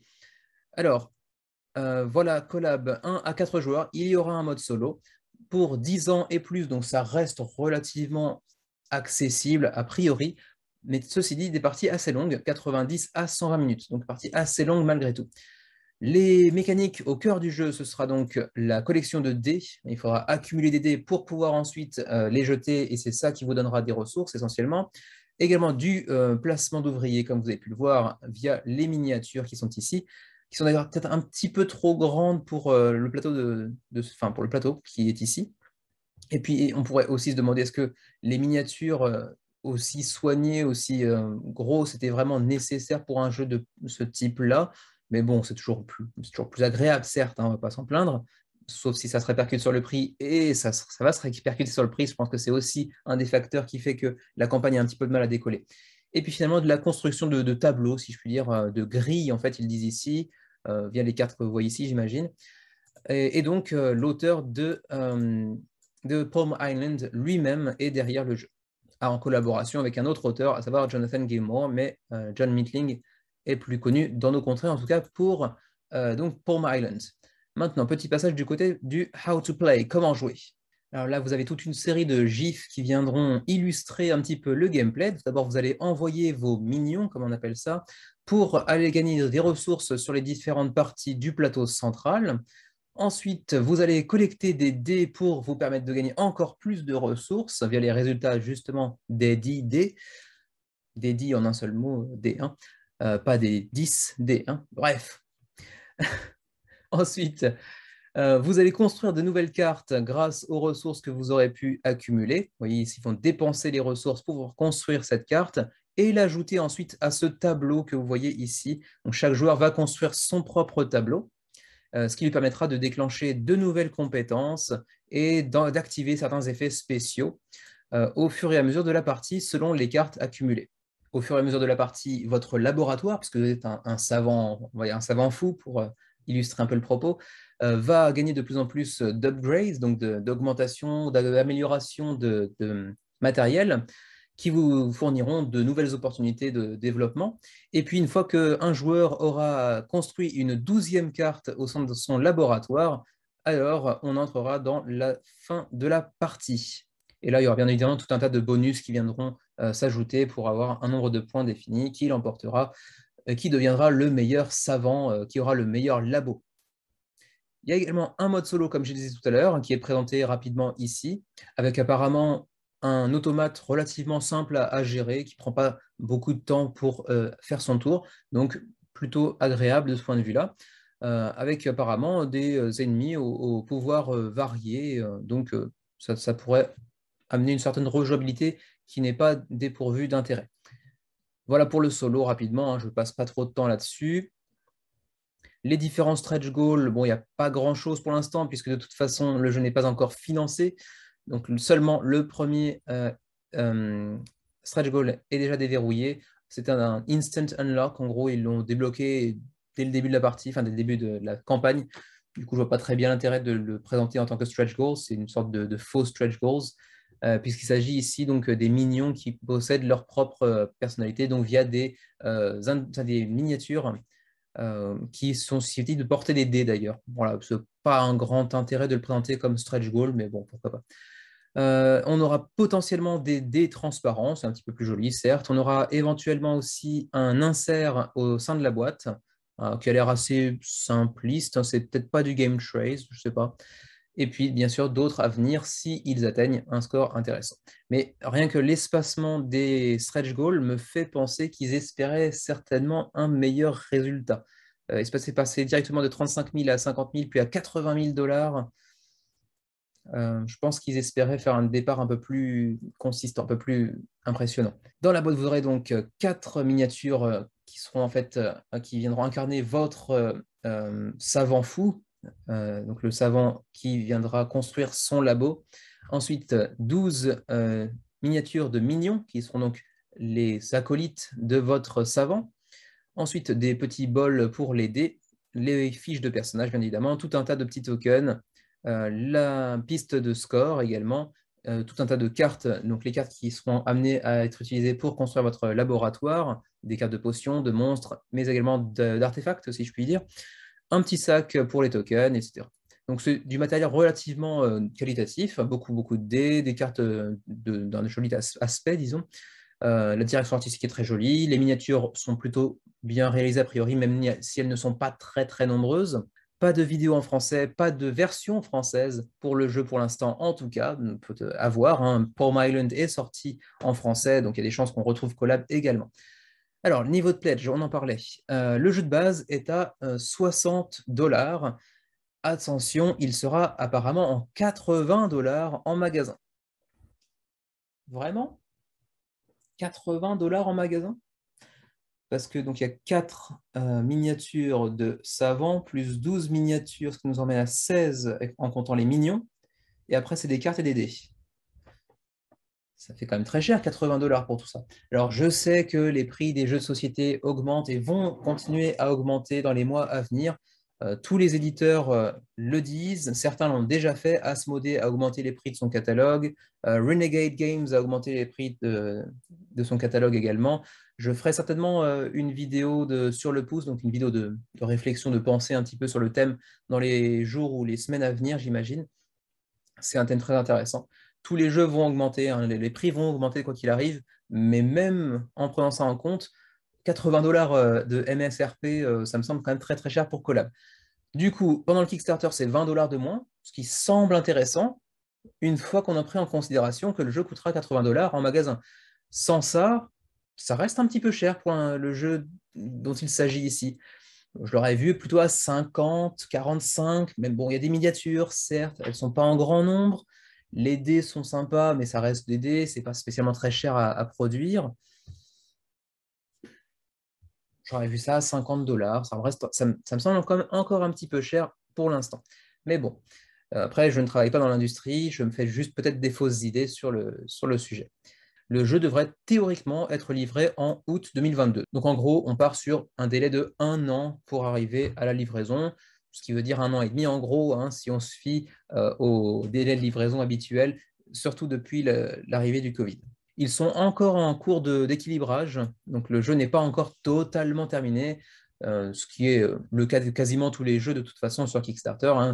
On garde encore une petite période d'équilibrage pour revoir un petit peu certains aspects du jeu qui ont pu être déséquilibrés ou qui ont pu être constatés par les joueurs eux-mêmes sur Tabletopia ou sur Tabletop Simulator, par exemple.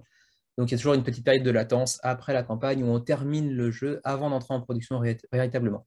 Ici, ceci dit, je n'ai pas aperçu de module Tabletop Simulator ou Tabletopia. Un peu dommage. Pour le shipping, la première zone, alors la deuxième zone, oui. Belgique, France, c'est la deuxième zone, on est sur du 14 $. Là-dessus, par contre, c'est relativement abordable. Par contre, qu'en est-il de la TVA? On l'a vu ici. Donc, TVA pour l'Europe sera chargé, sera, comment dirais-je, impacté sur le backer kit, en gros, sur le pledge manager. Donc, en gros, la TVA n'est pas prise en charge par l'éditeur lui-même, c'est vous qui la paierez dans le pledge manager. Donc, il faudra prendre ça en compte en plus des frais de port, mais les frais de port, eux, sont relativement généreux. Ça va, 14 $, c'est pas très très cher, mais bon, il y a la TVA qui vient par-dessus. Pour le Canada, juste vite fait.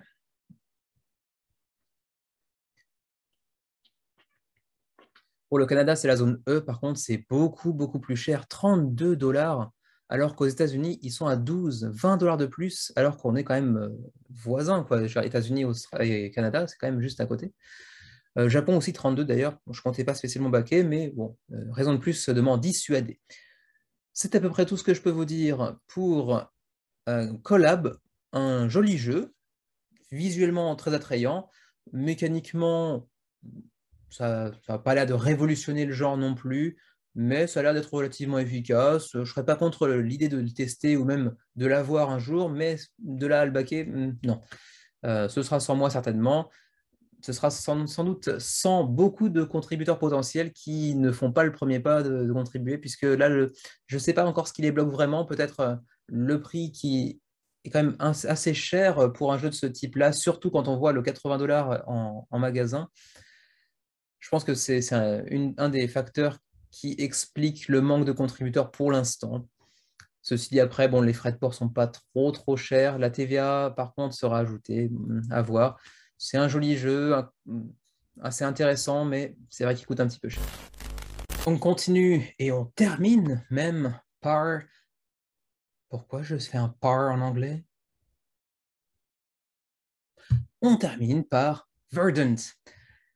Verdant va certainement faire parler de lui pour tant de raisons, notamment parce qu'il nous provient de Flatout Games, les créateurs entre autres de Calico et Cascadia, deux énormes succès sur Kickstarter. On va aller voir d'ailleurs tout de suite les chiffres pour en avoir le cœur net, mais bon, c'est deux énormes succès. Calico avait fait 6700 contributeurs et Cascadia en avait fait 9100. Autant dire qu'on est sur des gros, gros résultats. En plus, on part sur des jeux très abordables. C'est vraiment la ligne de Flatout Games. Ils produisent des jeux vraiment efficaces, médium, on va dire. Hein. Ce n'est pas des jeux très, très heavy gamer. C'est des jeux relativement abordables, mais pas du tout dénués de stratégie. Plutôt intéressants, plutôt fun à jouer apparemment. Et toujours avec un matériel soigné sans être over the top, comme diraient les Anglais, sans être surchargé. On a vraiment le minimum nécessaire et du coup, ça nous fait des jeux relativement abordables en termes de prix. On est à 29 $ pour les 3 jeux. Et ça, c'est vrai que c'est une ligne qu'on n'a pas l'habitude de voir sur Kickstarter, où on est sur des prix qui augmentent, qui augmentent, qui augmentent. Plus le temps passe, on voit des jeux qui coûtent 100, 150, 200, 300 $ selon le niveau de pledge. Là, Flatout Games propose des jeux à 29 $ qui sont des énormes succès. Il faut dire que les chats, ça marche toujours très bien. Ensuite, le thème de la nature, des balades dans la nature, ça marche relativement bien aussi. Et en plus de ça, il y avait la qualité Flatout Games déjà connue grâce à Calico qui était là pour appuyer la campagne de Cascadia. Et là, les deux succès de Calico et de Cascadia vont venir appuyer celui de Verdant, qui devrait donc être un gros hit encore une fois. Donc, 6700, 9000 pour Calico et Cascadia, et Verdant, qui a débarqué il y a quelques jours à peine, et qui est déjà à 4000 contributeurs. Donc, on risque de partir sur plus de 10 000 contributeurs, je pense, à la fin de la campagne. Donc, ça devrait encore aller bien plus loin que Calico, et peut-être un petit peu plus loin également que Cascadia. Gros projet. Alors, j'avoue que j'avais pas spécialement de coup de cœur cette semaine. Si je devais en choisir un, ce serait certainement Verdant. Plus que pour le jeu et ses mécanismes, je dirais plutôt parce que Flatout Games et leur politique de développement de jeu à relativement bas coût. 29 $, c'est quand même vraiment tentant. Donc, si je devais en choisir un, ce serait Verdant. Je ne sais pas si je l'ajouterais, le petit macaron habituel ou pas, parce qu'au-delà de ça, je ne suis pas persuadé de pouvoir m'intéresser tellement que ça à un jeu qui se base sur une collection de plantes à mettre dans sa maison. Calico, le thème c'est pas plus que ça. J'aime beaucoup les chats. J'ai un chat, vous avez peut-être pu le voir dans une vidéo récente. Mais de là à en faire un jeu, bon, c'est pas un truc qui m'attire outre mesure. Cascadia m'intéresse bien plus. Verdant, un peu moins. Mais après s'y être penché un petit peu plus en détail, les mécanismes ont l'air quand même vraiment sympas. Et c'est un thème qui, moi, m'intéresse pas outre mesure, mais qui pourrait intéresser d'autres personnes. C'est ce qu'on pourrait appeler un gateway games, donc un jeu susceptible d'intéresser des gens qui, à l'accoutumée, ne sont pas spécialement intéressés par les jeux de société. Suivez mon regard. On verra. Bref, ça pourrait être l'objet d'un bac, d'une contribution imprévue. On verra pour Verdant. Semi-coup de cœur, on va dire. Donc, 29 $ pour Verdant, les créateurs de Calico et Cascadia, enfin, en tout cas, l'équipe de développement de ces deux jeux-là. Les créateurs, il y a également les créateurs de Point Salad, donc Salade de points, qui ont participé, en plus de ceux de Calico. J'ai déjà passé beaucoup de temps là. Allez, on continue. Donc, c'est un jeu pour 1 à 5 joueurs avec un vrai mode solo et donc des parties de courte durée, 30 à 45 minutes. Donc, des parties vraiment rapides, certainement un petit goût de reviens-y pour en faire 2-3 d'affilée potentiellement. Il s'agit donc, vous l'aurez compris, d'aller accumuler, de collectionner des plantes pour votre appartement, maison, et de construire une sorte de puzzle, de puzzle spatial. On en parlait récemment avec Wild Serengeti. C'est un autre type de puzzle spatial, mais c'en est un également. Ici, vous allez construire votre jardin intérieur, on va dire, en collectionnant des pièces. Ici, des pièces qui auront un ensoleillement particulier. Vous voyez ici, par exemple, le plein soleil sera ici, on va dire, au nord, en gros, alors qu'ici, il sera situé sur le côté est-ouest, par exemple. Donc, il faudra prendre en compte l'ensoleillement de vos plantes. Vous verrez ici en haut des cartes l'ensoleillement dont elles auront besoin.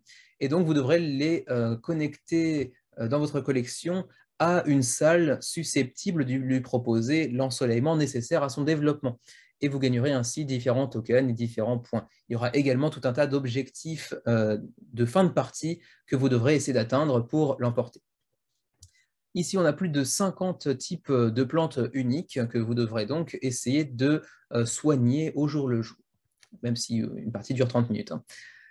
Je m'intègre au scénario, hein, c'est la vie de tous les jours. Bref, passons. Je parlais tout à l'heure des différents objectifs de fin de partie. On en parle rapidement ici. Donc, tout un tas d'objectifs de fin de partie qui vous permettent une plus grande rejouabilité et des missions différentes à chaque partie, donc avec donc jamais de partie vraiment similaire à la précédente. Donc, vous devrez créer des jolis plateaux, enfin des jolis tableaux composés donc de pièces et de plantes, ainsi que de petits animaux apparemment, et peut-être même de meubles pour avoir la maison ou l'appartement la plus confortable de la tablée, en gros. Ah oui, d'accord, les petits animaux et les petits meubles sont ici. Ok, c'est les tokens qui sont ici, d'accord. On pourra les ajouter donc, au centre de la carte, j'imagine. Ok, très bien. L'avantage aussi de certains des jeux donc, de chez Flat Games, c'est la présence sur la table. C'est quand même toujours des jeux vraiment jolis à regarder. Pourtant, avec un matériel bien moins haut standard que bien des projets sur Kickstarter. On n'a pas de miniatures, on n'a pas de matériel vraiment upgradé de la mort qui tue, mais ça reste très très joli à regarder et souvent assez reposant. Donc encore une fois, là, sur cette seule photo, Verdant, c'est assez attirant. Il faut dire qu'ils ont aussi des jolies photos. Et aussi, j'ai oublié de préciser, j'ai parlé des créateurs de l'équipe de développement, mais pas de l'illustratrice qui est assez connue, hein, c'est Beth Sobel qui avait fait notamment les illustrations pour Calico, mais également pour Viticulture par exemple. Alors qu'est-il dans la boîte? On aura donc 124 cartes uniques, donc une cinquantaine pour les plantes environ, voilà 50 cartes de plantes, puis ensuite plus ensuite 50 cartes de pièces à l'intérieur de votre maison ou de votre appartement, avec donc un degré d'ensoleillement différent selon les cartes, avec des emplacements différents. Ensuite, 24 cartes d'objectifs spécifiques de fin de partie qui vont se renouveler d'une partie à l'autre. Ensuite, 90 tokens d'items avec donc des meubles ou des animaux de compagnie qui viendront intégrer le centre des cartes de pièces. Ensuite, on aura aussi des tokens pour aller nourrir vos plantes. Ensuite, des pouces, je ne sais pas trop à quoi ils servent, je n'ai pas cherché. 60 tokens de plantes vertes, bref. Ainsi que 36 pots pour vos plantes, sachant qu'il y aura une extension potentiellement pour les plantes sans pots à rajouter en plus. D'ailleurs, les voici, hein, ça arrive tout de suite après. Vous aurez donc 16 cartes qui seront exclusives à Kickstarter et gratuites pour les backers. donc 16 cartes de plantes sans peau. Non, c'est 10 cartes, pardon, 10 cartes de plantes sans peau, et ensuite 6 cartes de missions alternatives de fin de partie. Ensuite, un petit passage de How to Play pour comprendre un petit peu mieux de quoi il s'agit. Vous aurez donc dans une première phase un draft dans lequel vous devrez choisir un couple, donc token carte. Ça pourrait être une plante plus un token meuble ou animal, ou une nouvelle pièce plus meuble ou animal. Donc forcément, vous prendrez un token, quoi qu'il arrive, et une carte, que ce soit une pièce ou une plante. Ensuite, vous allez ajouter une des cartes, enfin des plantes ou de pièces à votre collection. Donc, en prenant en compte, bien entendu, les conditions d'ensoleillement de la carte en question et des cartes de plantes qui y sont adjacentes. Là, par exemple, vous voyez que cette carte a besoin d'avoir un semi-ensoleillement que cette carte viendra lui apporter. Et en dessous, on voit également que cette plante a besoin d'un semi-ensoleillement, ce que la carte lui permet d'avoir également. Donc voilà, une sorte de puzzle spatial relativement intéressant qui rappelle un petit peu Wild Serengeti dans un registre relativement différent malgré tout. Ensuite, donc troisième phase, on va justement aller regarder ce qui correspondra en termes d'ensoleillement pour la vie des plantes. Et dès que vous accomplirez tout ou partie de cet ensoleillement, vous gagnerez une feuille. Ensuite, en quatrième phase, vous allez placer donc un animal de compagnie ou un meuble au sein d'une autre carte, sachant qu'apparemment, il faudra que ça matche entre la couleur de la pièce et la couleur de fond de l'animal ou du meuble en question, j'ai l'impression. À moins que ça ne donne uniquement des bonus. C'est peut-être ça plutôt.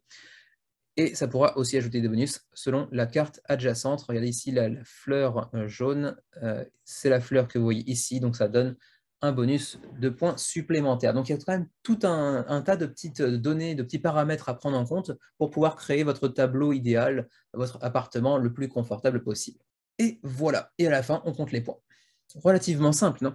Relativement simple, mais encore une fois, très attirant et avec plein de petits mécanismes relativement intéressants. Donc encore une fois, comme Cascadia et Calico, un jeu assez abordable, assez accessible, mais avec une dimension stratégique assez, assez intéressante malgré tout, et une durée de jeu relativement courte, relativement compacte, qui donne envie de faire une deuxième partie, voire une troisième, et ainsi de suite. Donc, je pense que Flatout Games est parti pour devenir vraiment une boîte d'édition sur laquelle compter dans les années à venir. Ça ne fait aucun doute selon moi. Vous pourrez essayer de tester le jeu sur Tabletopia. La règle est déjà disponible, mais en anglais, je pense pour l'instant seulement. La campagne, je crois, n'est pas disponible en français. Je n'ai pas aperçu de drapeau ou que ce soit, mais le jeu arrivera en français quoi qu'il arrive. Ça, vous pouvez en être sûr. Petite vérification rapidement. A few moments later. Donc oui, a priori, pas de version française pendant la campagne, mais Cascadia et Calico avaient été édités en français par Lucky Duck Games, donc il y a de très très fortes chances que ce soit le cas. Donc si vous n'êtes pas vraiment anglophone, pas de problème, vous aurez juste besoin d'attendre un petit peu plus longtemps que ce soit, comment dirais-je, francisé, entre guillemets, que la version française nous parvienne chez Lucky Duck Games, j'imagine, à confirmer. En retail, vous aurez juste la mini-extension avec les plantes sans peau qui sera certainement absente, à moins que Lucky Duck Games réussisse à les obtenir, mais comme c'est censé être Kickstarter exclusif, a priori, ça ne devrait pas être le cas. Mais bon, vous ne perdrez pas grand-chose et vous pourrez jouer au jeu. Ensuite, on aura une variante familiale apparemment, peut-être pour ajuster certaines règles, pour simplifier peut-être un petit peu le déroulement et permettre aux enfants de jouer aussi apparemment, ce qui est plutôt bien pensé de leur part, plutôt sympa. Le White Pledge, bon, je pense qu'il n'y a pas grand-chose de nouveau par rapport à Calico et Cascadia. Ils voulaient simplement donc montrer, prouver qu'on pouvait faire des jeux à la fois simples, enfin accessibles mais complexes, peu chers, facile à apprendre, mais difficile à maîtriser. Et je pense qu'ils l'ont fait déjà avec Calico et Cascadia. Pour Verdant, encore une fois, ils cherchent à en faire un gateway games, ce que je disais tout à l'heure, un jeu comment dirais-je, un jeu susceptible d'attirer les non-joueurs. Mais tout ça ne me dit pas vraiment pourquoi backer maintenant. Bref, c'est peut-être pas très nécessaire de l'écrire du coup. Voilà, ça c'est un petit aperçu des différents jeux que les créateurs de ce jeu ont participé à créer. principalement Calico, Cascadia et Point Salad. Un des membres a aussi bossé sur Overboss. Les autres, c'est un petit peu plus négligeable, disons. Même si Truffle Shuffle ou Fantastic Factories ont aussi des bons résultats. Donc ici, toutes les vidéos. OK. On va passer peut-être directement au frais de port. Les stretch goals, un petit point sur les stretch goals déjà débloqués. Donc, le projet a été financé, ça n'a pas de problème. Ensuite, on aura une boîte de jeu un peu plus épaisse pour être un peu plus résistante. Ensuite, on a un petit scorepad, donc des petites fiches de score qui seront un petit peu plus larges pour une plus grande facilité d'écriture. On aura une boîte avec la finition au linen, donc au lin. Je ne sais plus comment ça s'appelle précisément. Donc une finition un peu plus résistante et plus quali. Des cartes plus épaisses, d'accord, donc augmentation de qualité de matériel. Hein, donc le spot UV sur la boîte, hein, donc pour cet petit aspect un peu satiné. Ensuite, potentiellement plus de plantes et plus de pièces à venir. Donc 5 cartes supplémentaires de plantes et de pièces. Donc plus de pièces, plus de rejouabilité, toujours très sympa. Encore de la finition au lin, d'accord. Bon, ça, c'est pas encore débloqué, mais ça devrait arriver bientôt. Les pledge levels, on a donc le 1$ habituel pour soutenir la campagne. Attention, par contre, ça ne suffira peut-être pas pour le pledge manager. Ce n'est pas écrit en tout cas. À voir. 5$ pour le print and play. Ok, je ne suis pas très fan d'une print and play, mais ça peut être intéressant pour un paquet d'entre vous. 29$ bien sûr pour la Kickstarter Edition, hein, c'est le même prix que pour Calico et Cascadia, avec donc la petite promotion, enfin la petite exclusivité de mini-extension, plus bien sûr tous les stretch goals à venir, hein, évidemment, plus le print and play. Vous pourrez imprimer votre jeu et y jouer avant même l'arrivée de la version physique. Vous pourrez en acquérir 2 pour un prix un petit peu plus raisonnable, mais bon, à peine différent. Hein. C'est 2$ de moins, donc c'est assez peu intéressant en soi. 165$, c'est plutôt du retail, enfin des gros pledges en tout cas. Et le Founders Edition, c'est la même chose, plus un petit certificat d'authentification, enfin d'authenticité, pardon, plutôt que d'authentification. Donc avec une signature du prototype. Vous aurez un prototype aussi. Mais bon, le pledge à 250$, c'est pas spécialement très intéressant pour une grande majorité d'entre nous, j'imagine. Pour le shipping, les frais de port, ils ont fait visiblement un effort. Ils prennent une partie sur leurs fonds propres. Et donc, pour le Canada, ce sera 14$ pour le jeu de base, 20 ou 42 si vous prenez plusieurs copies du jeu. En Europe, même chose, 14$ également. Et chez nous, juste par curiosité, j'imagine qu'on est dans le Rest of Asia, Japan avec les 2 astérisques. Donc oui, c'est ça, 19$. Bon, c'est un tout petit peu plus cher, mais ça reste abordable. Ok. Et c'est à peu près tout, ma foi. Ouais, c'est tout. Pour donc Verdant, le 3e projet de Flatout Games qui risque d'être un énorme résultat comme les 2 précédents, Cascadia et Calico. Mon semi-coup de cœur de la semaine, à voir. Je ne sais pas si je backerai, je pense que non, a priori, on verra. Mais bon, je vais discuter un petit peu avec madame, voir si ça pourrait peut-être potentiellement l'intéresser. Bref, j'ai fait le tour des projets de la semaine. On va s'arrêter là. Donc merci beaucoup à vous tous de nous avoir suivis aujourd'hui encore dans ce 19e, je crois, épisode du menu crowdfunding. N'hésitez pas à aller consulter les vidéos précédentes pour les projets présentés dans les semaines précédentes également. Je passe de moins en moins de temps sur le suivi des projets pour prendre un petit peu plus de temps sur les projets nouveaux. J'espère que cette nouvelle approche vous plaira. Si ce n'est pas le cas, dites-le. Si c'est le cas, dites-le également. On est toujours très ravis de lire vos commentaires et généralement, j'essaie de répondre à tous les commentaires. Pour l'instant, c'est encore largement faisable. Je crois que je n'ai encore raté aucun commentaire pour l'instant. Je vous invite également à aller consulter, si ce n'est pas encore fait, la 2e partie des plus gros projets attendus pour la fin d'année. Même si elle commence à dater de 2 semaines déjà, elle a été beaucoup moins vue que la première. Donc, je pense qu'elle est passée un petit peu inaperçue. Également la vidéo récente sur Rumble Nation que j'ai présentée, qui est d'ailleurs par là. Très bon petit jeu de contrôle de territoire japonais. Et je vais arrêter de faire de l'auto-pub et on va s'arrêter là. Et je vous dis à la semaine prochaine. Merci encore à tous et à bientôt.